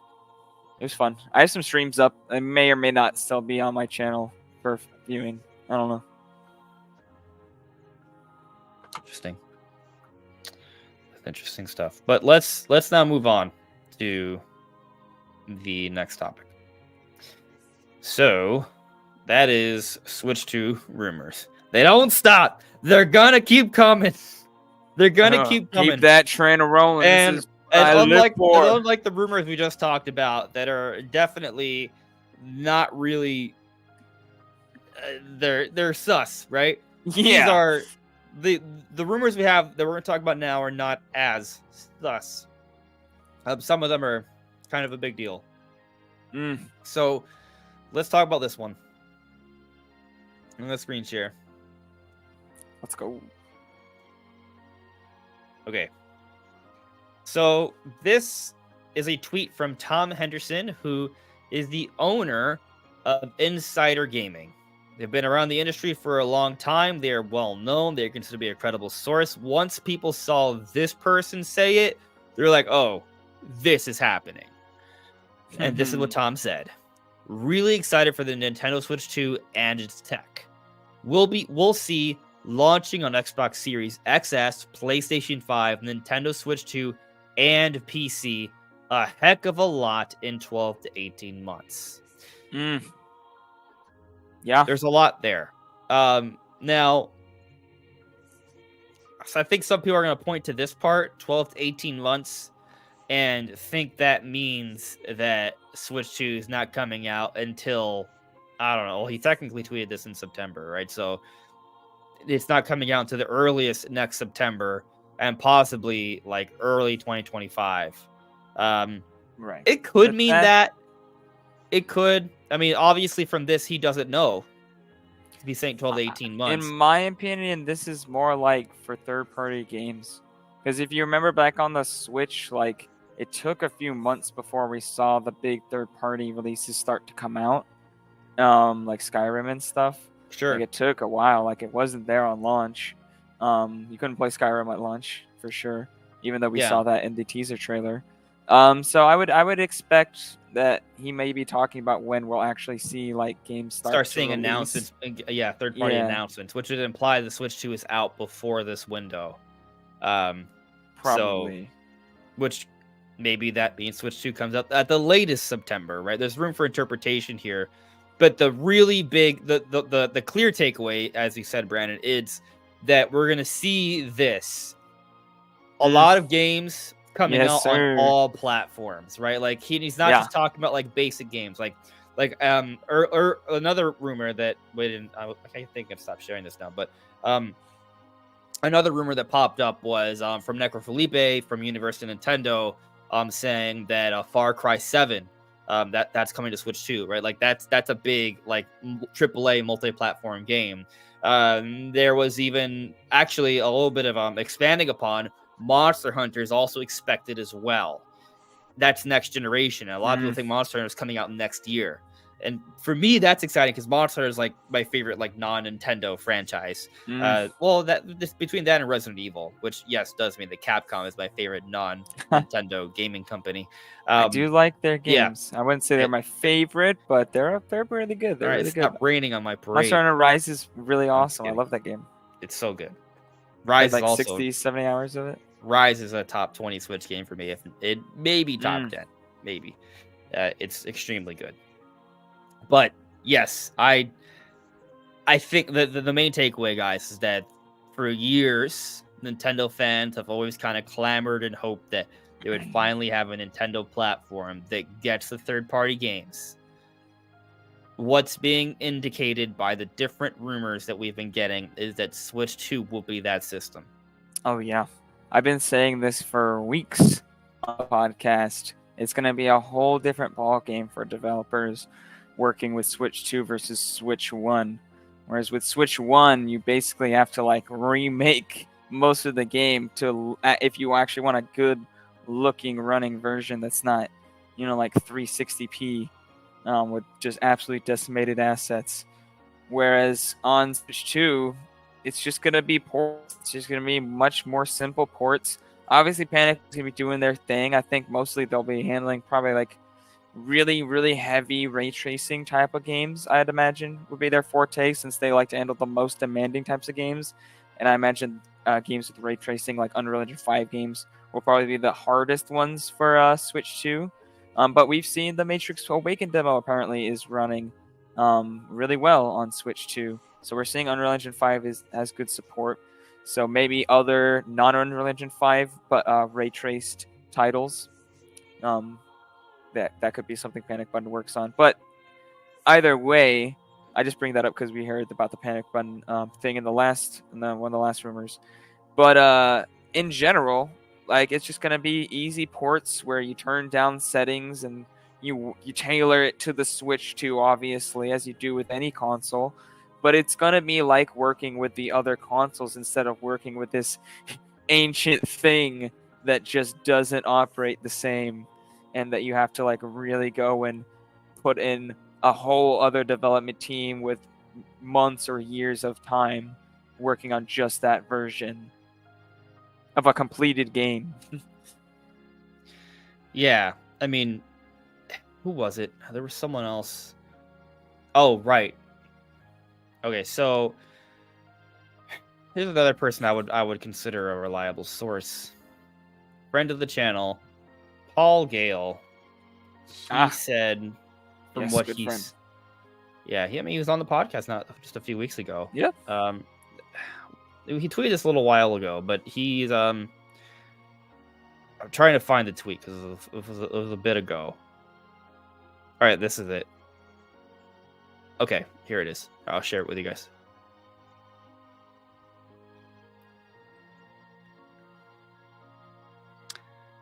So this is, I guess, we might have already mentioned this last week, but it just kind of speaks to the point.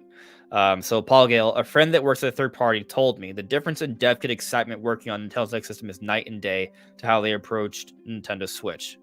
There's nothing else beyond that. Hypothesizing on my part, this is also likely speaks true for multiple studios. So, basic point here is just that we're hearing that it's that developing for Switch 2 is a lot nicer than developing for Switch. It's a big difference. So that bodes really well for third parties. And when we hear about the Switch 2 having ray tracing that's comparable, if not better, than the PS5 Matrix demo, when we hear about them, a tech demo that's running Breath of the Wild at 4K 60 with no load times, like those are things that are really impressive. It's not that it's running Breath of the Wild, it's that it's running Breath of the Wild at 4K 60 with no load times. That's impressive. Yeah. Which, a little tidbit there about the no load times. We don't know for sure what kind of storage this is going to be using. It hasn't really leaked too much information on that. But according to Digital Foundry, and I have not looked into this myself, so take this with a slight grain of salt, I guess. But the architecture that the chipset that the Switch 2 is based off of, the T239. Yes, thank you. You're welcome. Or the NVIDIA Orin, as is easier for me to remember. It has hardware-based decoding, which is one of the biggest reasons the PS5 and Xbox Series consoles load so fast, is that they actually have hardware on the GPU itself to encode and decode information from storage and to the CPU to improve load times. And apparently that kind of hardware is also in these chipsets.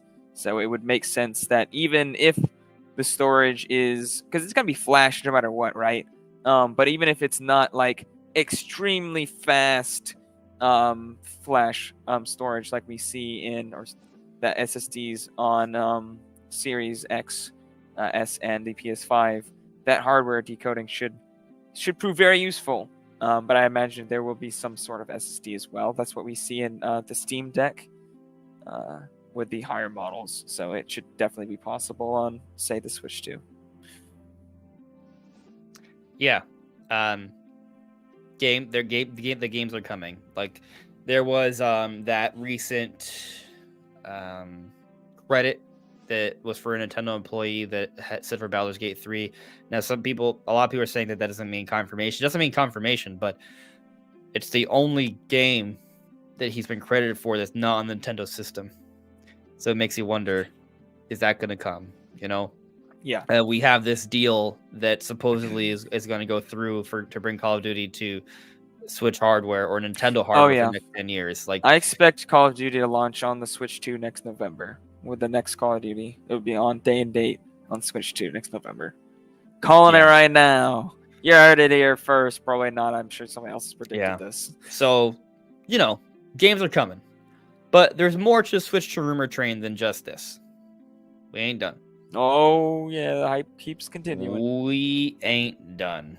So, I think this goes against the terms of use on Family Board, so I'm not going to share any imagery. But Necrofelipe has they kind of clarify a little bit more on the Monster Hunter thing, but there's this thing going around that I talked about yesterday about Switch 2 coming out summer 2024.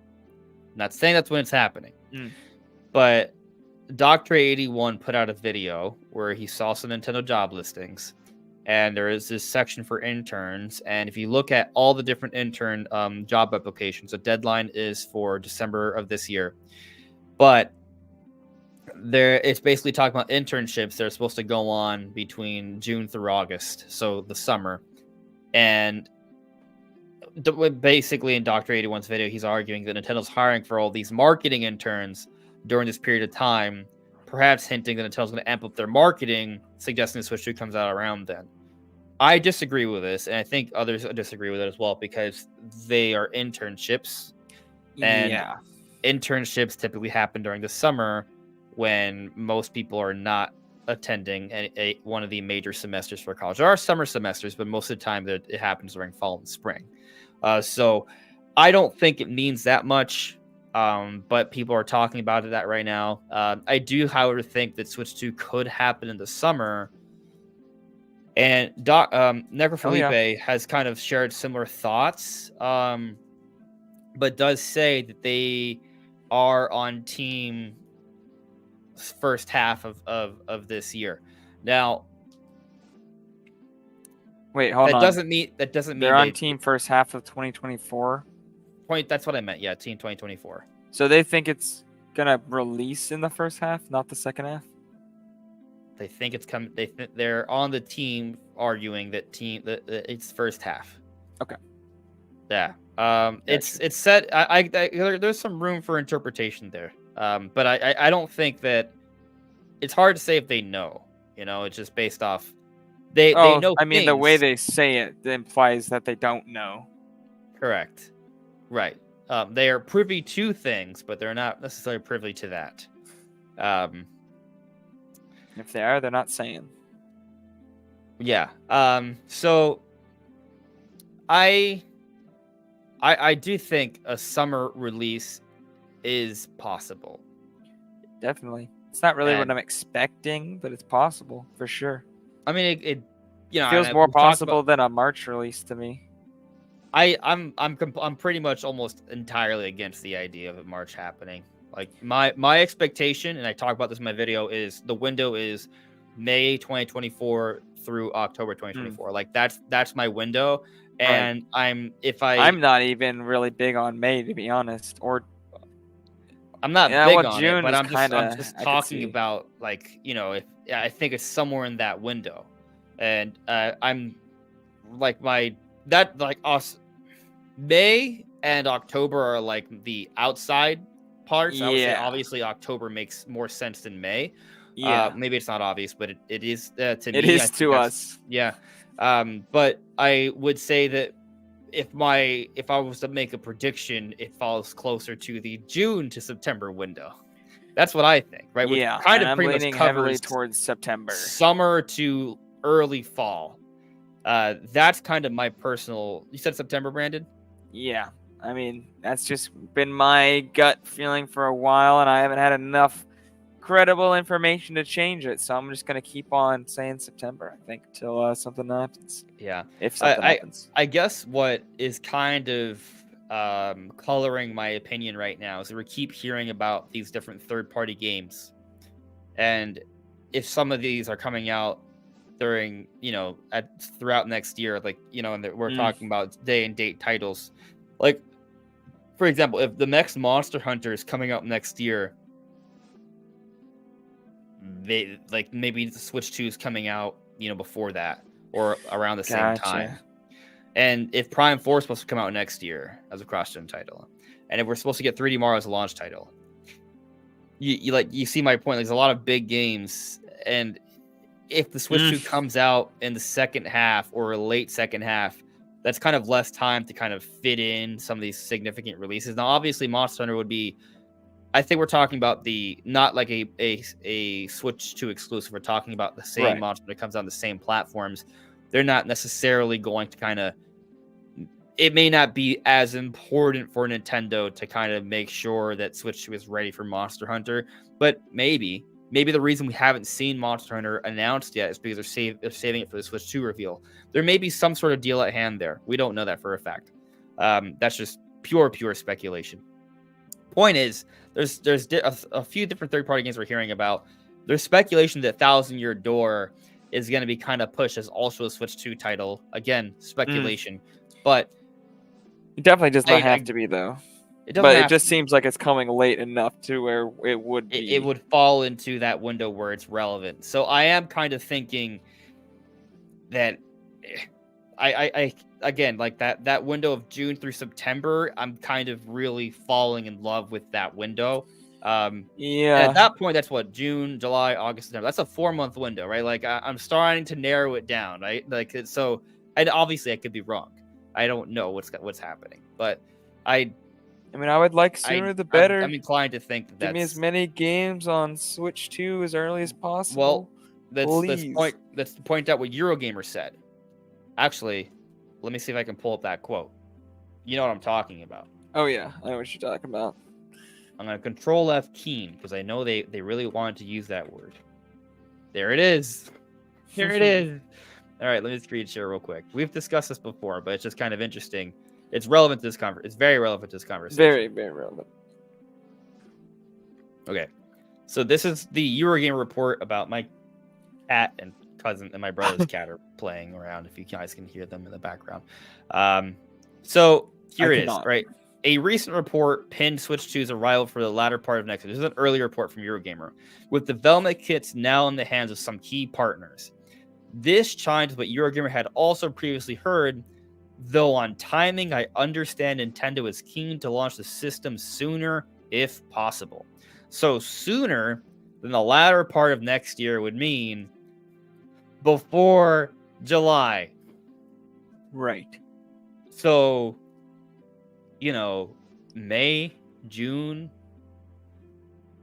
that's before the second half. Now, I haven't mentioned April. Technically, April is after March, right? That seems even less likely than March. That seems like the least likely month of all. Yeah, well, it's other than maybe December and January and February. Yeah. Yeah. Well, but let me explain, or do you want to explain why you think April doesn't make any sense? No, yeah, you do. Go ahead. You can definitely get that into words better than I can. So basically, March is the end of the fiscal year, and we see a lot of major releases around this time. Not just with hardware, but games. Like this happens with frequency.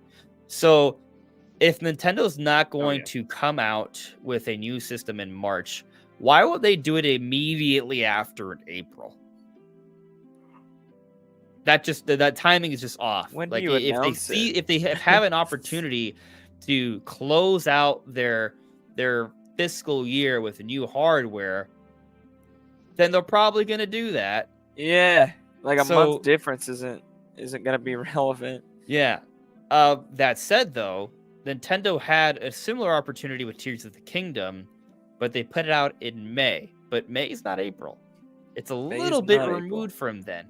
And it may have been the case that Nintendo spaced out Tears of the Kingdom the way they did because they have this content plan to keep themselves relevant, to keep numbers going, leading into their next generation. And so Tears of the Kingdom is the game, Switch 2 is hardware, so there's a little bit of a difference there, right? Yeah.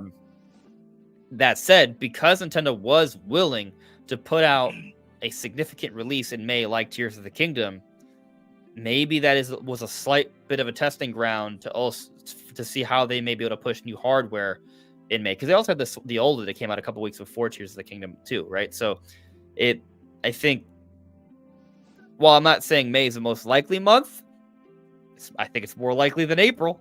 So, I kind of that's kind of how I look at it.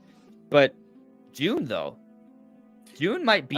June is looking good. They like June. That's typically around the time they have E3.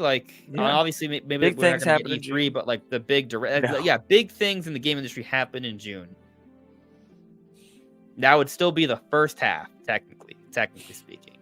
So, now I know some people don't want to believe every single report rumor that's out there. There's obviously a lot of different things being bounced around right now, but Eurogamer is the site that told us everything about the Switch and this weird Mario Rabbids crossover RPG that we thought made no damn sense. And all of that was true. Like these reports that were saying, the Nintendo's next gen console was going to be a tablet and it was going to have controllers that separate from the system. I think they even said it was going to be a Tegra X1 too. The rumor was totally correct, but it just seemed so whack until we saw how Nintendo was going to market it and the games they're going to be putting behind it and what it could actually accomplish. But the point is, it was such a weird report. Really? Yeah. Well, I mean, I have proof from. Well, actually, I may have removed those videos. I removed a lot of early videos, but I had proof on my channel at one point. I was very up on it from the get go. I knew I was following all the rumors and I knew everything about it, and it was very yeah. exciting. I think back then I didn't have a good grip on who was a good source or not. So I was on team. That doesn't make any sense. How can Nintendo have a home console that's just a tablet? Like, but point is that Eurogamer reported that information, and now we have a report where they're telling us Nintendo would like to put it out before the second half of the year. So that doesn't mean that they will, just for the record, right? Like, just because Nintendo wants to doesn't mean that they can. There is a difference to be made. That's an important distinction. At one point, they wanted to put out Tears of the Kingdom in 2022, and look what happened there.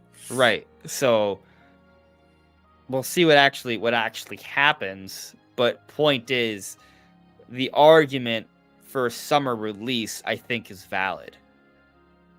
Yeah, but we don't know definitely a good chance. We don't know how it's going to shake out, not yet. And yeah, that's pretty much the news/rumors that have kind of come up recently and all the surrounding stories. Is there anything else that came up this week, Brandon, that you would think we should touch on? I don't think so. Okay. Well, let's do a few minutes of some Q&A and then we'll close it out. Sounds good. All right. So, I had a super chat here from Samuel Talks About Games. Thanks for coming by, buddy. And Samuel asks, I'm here late. What did I miss? What did you miss? A lot.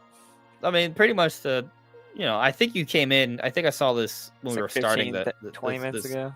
Somewhat into the Switch 2 topic. But yeah, I mean, we just talked about the Mario Wonder news and how there was an interview with the Rolling Stone, how they talked about how there was collision in the game, like prior Mario games, but they took it out because they felt it made the experience overall better, less stressful. So we talked about that. We talked about Nash Riedel rumors that include about Metroid Prime 4 that we're very skeptical of, but there's definitely just debate on their credibility, and a lot of people doubt their credibility. When we also talked about the Switch 2 stuff, about how it's probably going to have a lot of third-party games, including Monster Hunter. And also, we debated about the release timing for Switch 2. Some people think it's coming out summer, and I think they might be right, but maybe not necessarily, because there are interns being hired to work during that period of time. Yeah. That's pretty much what we discussed for the evening. Yeah. So, checking with the chat here. A guy you don't know, Andres Restart, with the recent wave of Switch 2 rumors. Hold on, let me clear this out. Okay. Right, with the recent wave of Switch 2 rumors, it makes me think back to the 2015-2016 period with all the NX rumors. All of them are reason to expect an announcement by the first half of 2024. Yeah. I'm sticking by what I said. I think at the latest we get official news from Nintendo before the end of the fiscal year. So by March, I think we learned about Switch 2 from Nintendo. And again, learning about it isn't when it comes out. Making that distinction. My stance is that they will have a teaser in January or February, and then they will have a full event in March, wherein the pre-orders will go live after. Yeah. Here, Darcy is asking, how many 2D platformers have 90 plus on Metacritic? That is I wonder what Tropical Freeze has. Probably not 90 plus, but I would like to hope. What? How dare you even suggest that Tropical Freeze could have less than a 90 on Metacritic? How dare you, I would give it a 10 out of 10. Oh, boy. What is it? I don't want to tell you. Break my heart. Shatter my hopes and dreams. Do it. Do it. 83? 83. The Wii U version. What about the Switch version? 86. Nah, that's so weird. It's the same damn game. Yeah, what that Funky Kong mode though? Maybe that's what it is. Maybe the game was too hard, so it being easier had more people review it more favorably. That does make sense, The game actually. was very hard. The bosses, Yeah. bro. That final boss, to this day, I've not beaten it. I've tried like 50 times. Okay. Well, how about Metroid Dread? Metroid Dread's a side scroller, sort of. It is a side scrolling, and it has platformer. So Metroid Dread's like, it's a side scrolling adventure platformer. ooh. Maybe we were wrong to predict it 2D What is more. it? Lay it on me. It's a good score. It's a good score, but it's not above 90. What is it? Metroid Dread has a Metacritic score of 88. Okay, was close to 90. It's close. It's close. Oh, Celeste. That's a good idea, doggy. Let's That check. game's Celeste is a so fantastic good. game. So Earlier we talked about what games did I play on Switch that exceeded my expectation or was pleasantly surprised. 100% Celeste. Oh, Celeste. I was expecting to hate that game because it was hard, but nah. Love that Celeste game. is OP. All right, Celeste has a 92. on Yeah, let's go. There's a Interestingly, chance. there are different platforms that got reviews, right? So the PS4 version only had 7 critic reviews, 91. The Switch version only had 37 critic reviews, 92. PC had 22 critic reviews, 88. Xbox One had 10 critic reviews, 94. So I just want to point out there's not a lot of reviews for this game, and I do find that, you know, smaller sample size, it's easier to have a higher score. Yeah. Meanwhile, Metroid Dread had 133 people. Critics review that. It got 88. So Pretty good. 92 is higher, 37 critics reviewed the Switch version of Celeste, while 133 people reviewed Metroid Dread.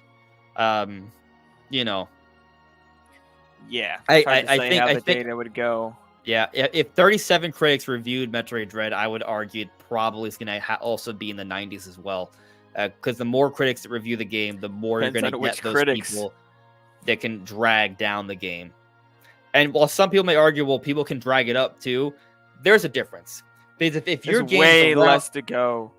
right, so like if you're biased about a game and want to push it above what it's supposed to be, if a game's supposed to be a 9, you can only push it up to a 10, right? But if you hate a game, you can push it down to a 0, right? You have a way more negative reviews have way more swing than positive reviews if a game's already going to be reviewing high to begin with. Most games aren't that low. Like, games don't review 0 through 5 like almost ever. Like, you have to be an abomination to be in that level. They do happen, but they're rare. So point is, the more critical reviews that are out there, the more likely it is that your score is going to get dragged down by the haters. I'm not saying their opinions aren't valid, but I mean, the point is that there are people who are the outliers. There are outlier reviews. Oh yeah. Anyways, so point is, yes, Metacritic is above 90. Celeste is above 90 on Metacritic, but less critical reviews. There is another site though, right? There's OpenCritic. I'm curious about OpenCritic, where Metroid Dread is. By the way, I think OpenCritic Tears of the Kingdom is like number 1. So Metroid Dread's an 87 on OpenCritic. No. How Still could we let score. this happen?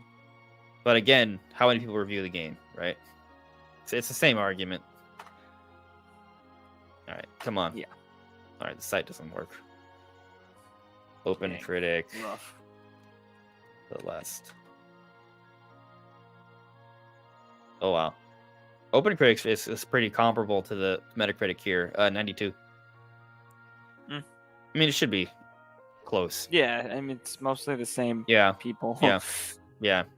Any other popular 2D games you want to look up? Or the Ori games. Yeah. Yeah, that was the last one I think we should do. Because those are all really, Which really... just look up Will of the Wisps. That's the first one, right? That's the one I I have both on my Switch. I've only played through the first I one. think Ori and the Blind Forest is the first one. Then Ori and the Will of the Wisps is the second one. Oh. Okay, so Will of the Wisps is a 90 on Metacritic with 76 Let's critical go. reviews. Less than Metroid Dread, but It's still high. still double what Celeste, more than double what Celeste had. And it's Yeah. the same score. I think that speaks volumes. I'm curious about the other one, though. It's a lower score than Celeste, to be clear. Not the same score. By 2 points. Did I say 90? Yeah. Oh, well, whatever. Ori and the Blind Forest is an 88 and had only 24 critical reviews. Wow. Well, this is the Xbox One version. But Mm. that's the most popular version. On Switch, though, Yeah, I mean, the 20 critical Xbox One reviews, version 90. ran just fine. There Yeah. was no issues with it. Yeah, so, I mean, Mario Wonder could hit the 91, 93. Maybe I should stick with my 90. I already said... Your 91 is in such a much better position than my 93 right now. Yeah, I mean, Oh, my no. 91 is still a stretch. Yeah, but my 93 is looking like he would have to You know what we should be do? the greatest 2D game of all time or something. Top Switch games Metacritic, and then we can just look at the list. Okay, so top of Metacritic, Breath of the Wild, then Mario Odyssey, then Tears of the Kingdom. There's this game called it's like some sort of haunted thing. Can't you just share it? No. The House in Fata Morgana, Dreams of the Revenant edition. Sure, I'll share. Fine.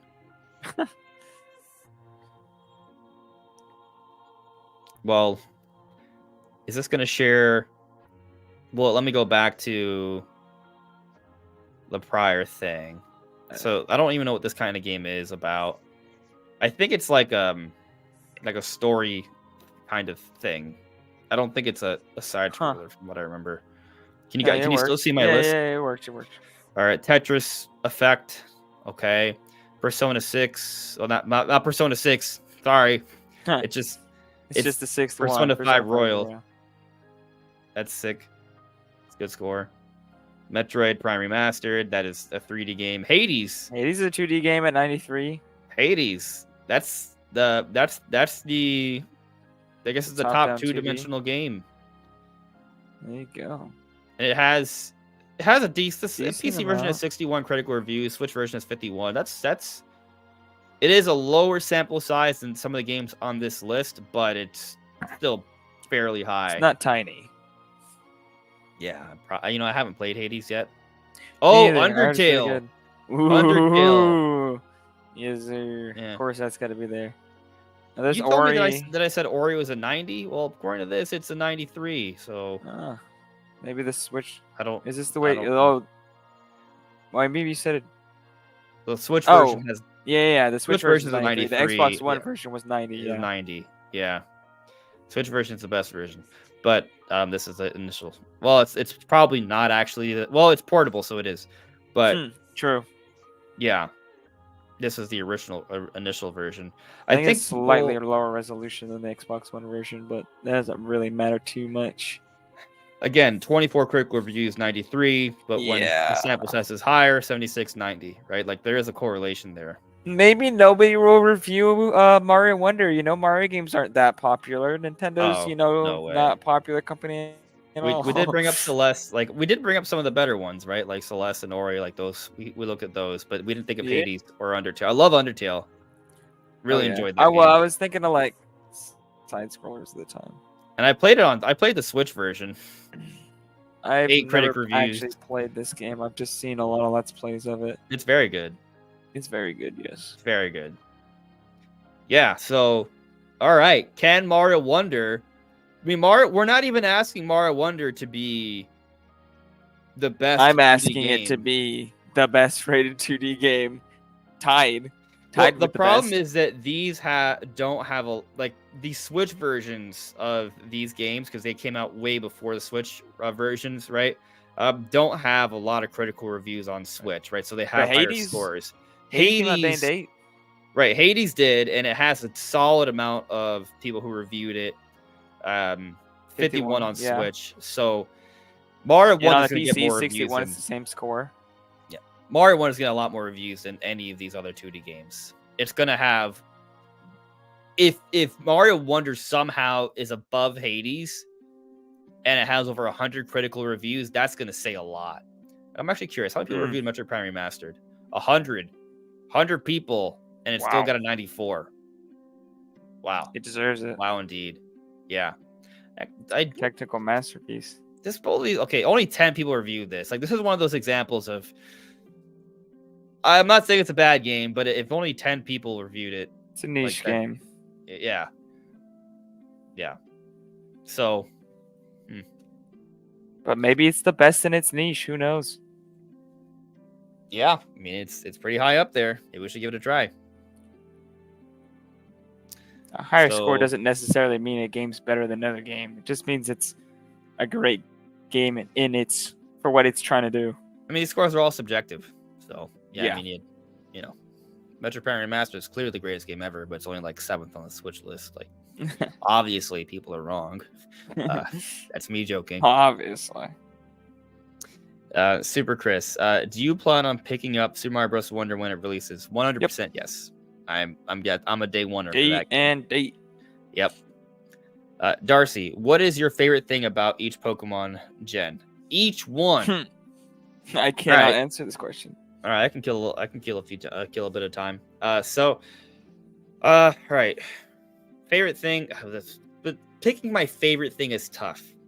I'm gonna try and pick my favorite thing, but don't be mad at me if I just pick something that I really appreciate, and there may be some other things that I appreciate about those gens. If at a later date you ever say something else is your favorite thing, I'm gonna pull up this podcast and be like, no, you and said then this. punch me in the face. Yep. Yeah. I'll fly over there and punch you. Yeah. Oh, this is coming from the other topic, but Metroid Fighter suggested Link's Awakening. It wasn't in the list, so it can't be. I'm not saying it's a bad game, but it's not. It's 87 according to Captain Doge, and Dead Cells is 89 according to Captain Doge. Good scores, but not in the 90 range. Nope. No. A lot of great games. Again, like, just because that's a really good score. Remember, if we're talking about Metacritic, it's getting dragged down by those outliers. Like, so, and they very well be like a 9 out of 10 kind of game. I mean, but, even so, like, an 8 out of 10 is great, bro. Like, high 8, that's an 88 is practically, like, that's like a B plus, A minus. Yeah. That's a good think score. that's a fair grading scale for video games, but no, anyway. I don't think there really is a fair grading score for video games. Going back to my favorite thing from each generation of Pokemon. So, Gen 1.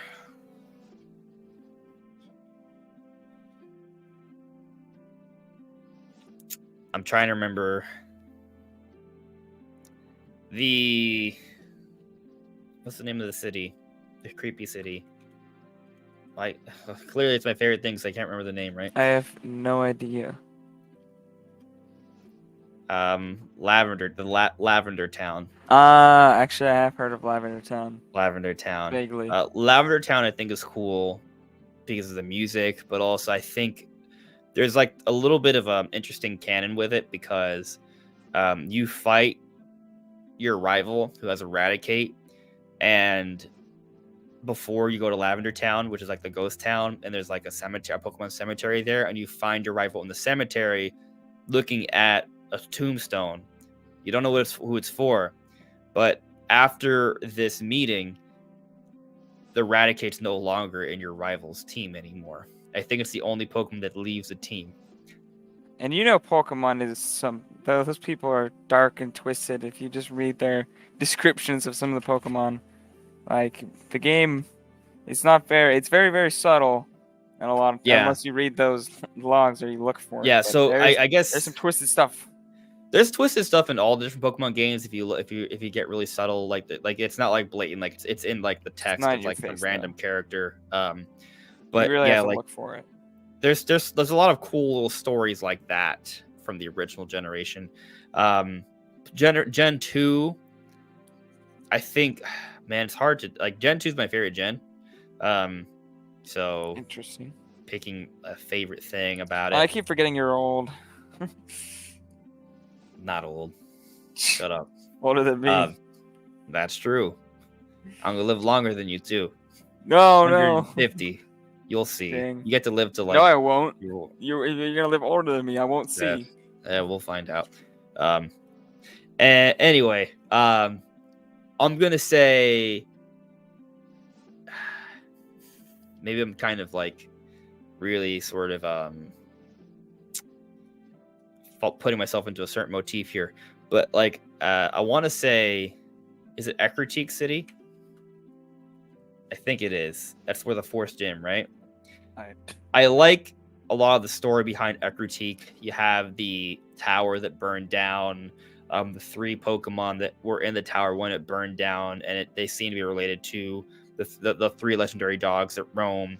And then there is the Ghost Gym, and then there's Ho-Oh at the very top of the tower, which is the first legendary Pokemon we see in the Pokemon anime in the first episode of the anime, even though it's a legendary Pokemon for Gen 2 that's not talked about until the end of Gen 2. Like it's very cool. I love that. Just that's like one of my favorite moments in Gen 2. It's a very cool town, a very cool sort of ambiance, some cool stories there, and I'm always a fan of running in with Typhlosion and just obliterating the Ghost Gym. So that's Gen 2. Gen 3, I just like the tropical nature of it. Like I love the islands and it's I love the feel of Gen 3. Gen 4, Gen 4, I think I loved the push for competitive with online play and the different Pokemon they introduced and items. Like I think it really pushed the competitive element of Pokemon. So that's what I love. One of my favorite things about Gen 4. Gen 5, I was a big fan of the new sprite-based system. I thought it looked really cool. It was a very cool game. Gen 6, well, then they went into 3D. So I kind of like Gen 6 for that, I guess. Gen 7, Sun and Moon. I mean, the games before it looked even better. Yeah, Sun and Moon was fun. Sun and Moon was a fun game. I liked what I liked about Gen 7 is they tried to break down the sort of normal structure of what a Pokemon game is with the gyms, and they had a different structure with that. I think they had like I forget the name of them, but they were like the trials that you did instead, and it was more than just going to a gym and battling trainers. They called them like, man. You had the totem Pokemon that you would fight. Yeah, but I don't remember what the leaders were called. I don't remember either. But there was that. Then also the ride Pokemon. So instead of 8, they got rid of the HMs, and that you would use Pokemon to explore and manipulate the environment, which is how it always should have been done. And you could play with that. Like you'd actually like run on a Tauros or whatever around like rock and gravel. Like that was cool. You could actually surf on a Lapras. Like that was cool. So fly on a Charizard. Like those are cool things. Then Gen 8 is Sword and Shield. Yeah. What I liked about Sword and Shield was the wild areas and the arena battles. Like they try to make it really big with the fights in these giant arenas and people cheering. That was really cool. And the wild areas was Pokemon making that step into having more of a 3D environment. Legends Arceus, I don't know where you put that in terms of gens. I guess it's still like the same gen, but that was Legends Arceus. I just said is my favorite Pokemon game in years, right? Like so. That was like an actual adventure game, right? Like it's very Zelda-esque, but Pokemon. So that's just a fantastic game. Then Scarlet and Violet was actually open world. I like that, and I think they did a good job of how to tell the story for an open world game, even though it has a whole bunch of other issues. But anyways, there's some things I liked per generation. So there you go. I'm hoping with Switch 2 they finally make a game that actually feels like it belongs on any sort of even close to current hardware. I mean, if you wait years to play a Pokemon game, like wait like 5 years, and you'll be all right. Yeah. 10 years. We'll see if they patch Scarlet and Violet. 15 years. All right. I'll take. Let's see. Is there anything else? I was trying to see if there's a specific question that I have time to get to.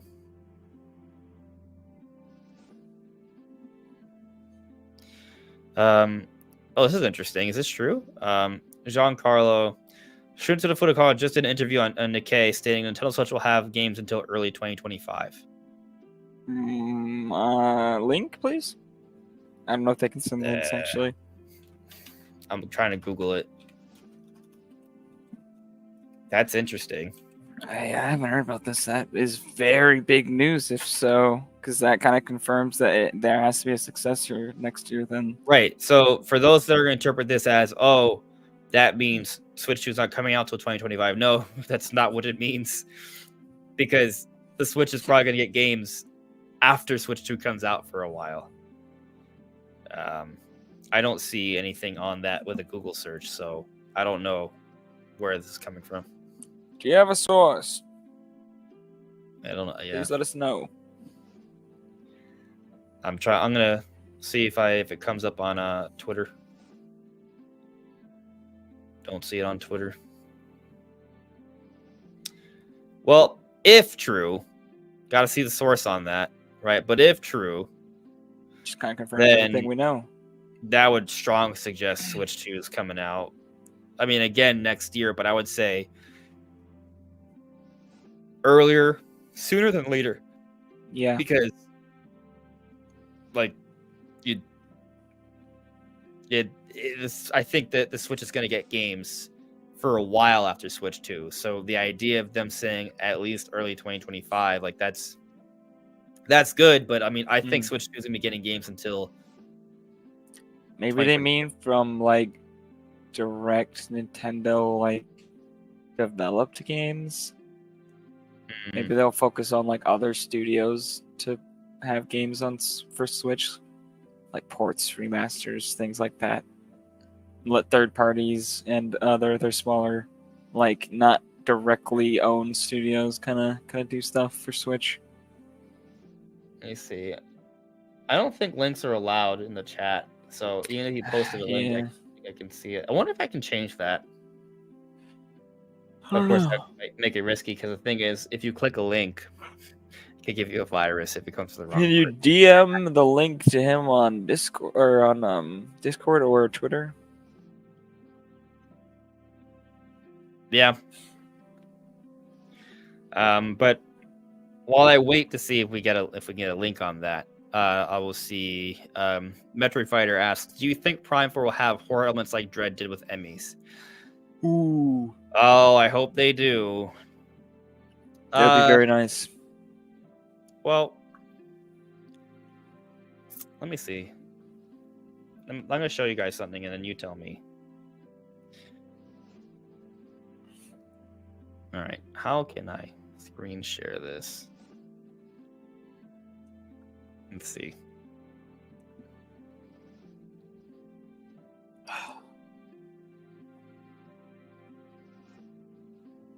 All right. Hopefully that's good enough.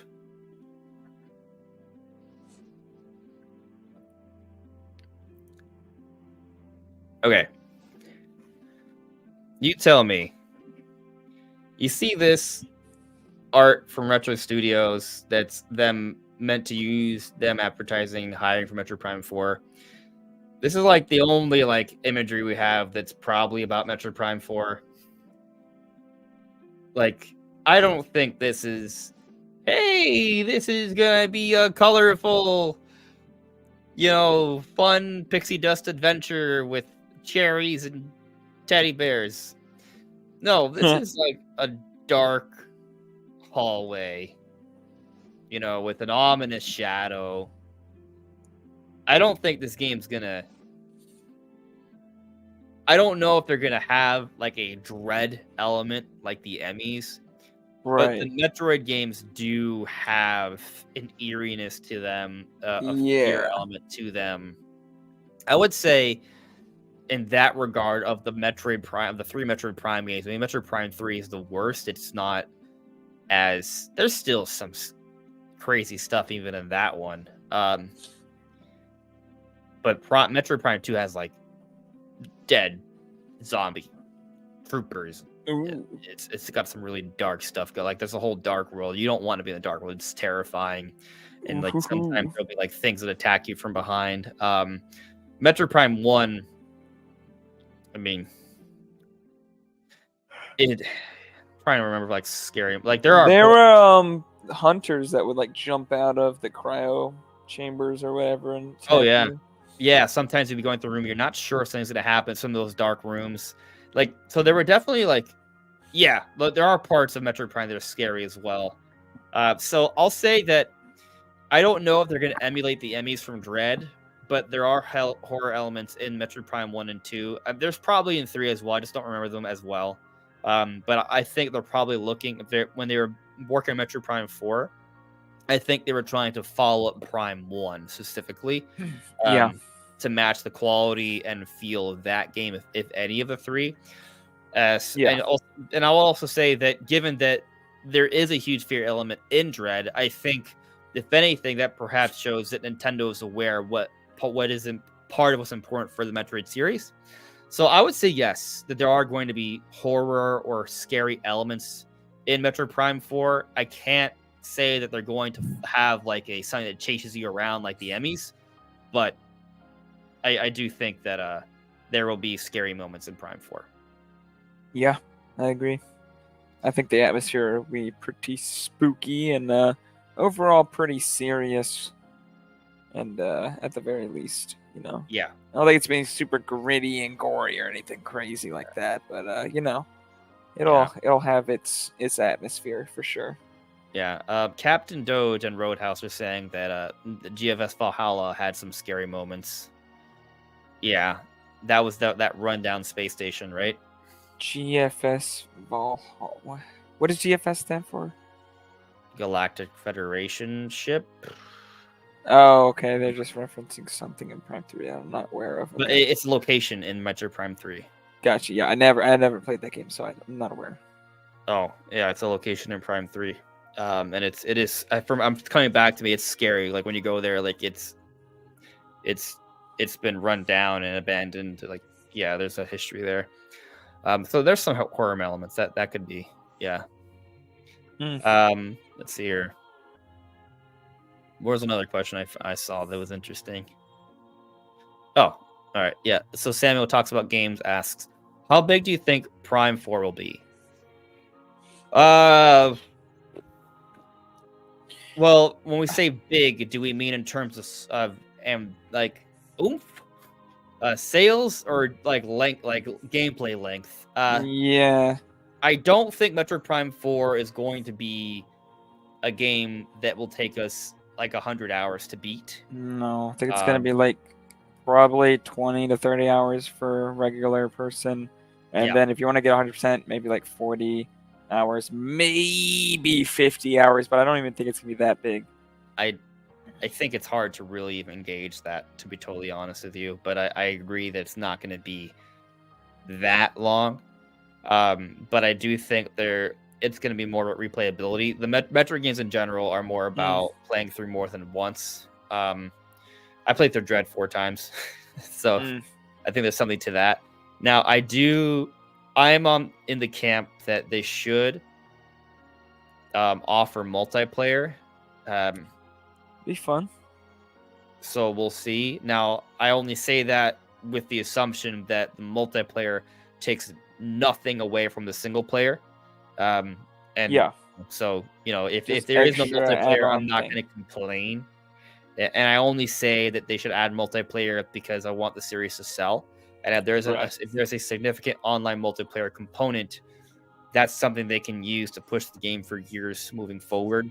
And if you have a game like that with something significant like that early on the Switch 2's life cycle, similar to how you kind of had ARMS and Mario Kart, like it helps for these games to stay relevant for more amount of time. Obviously, ARMS is more niche than Mario Kart is, but it still had legs for a little while. So yeah,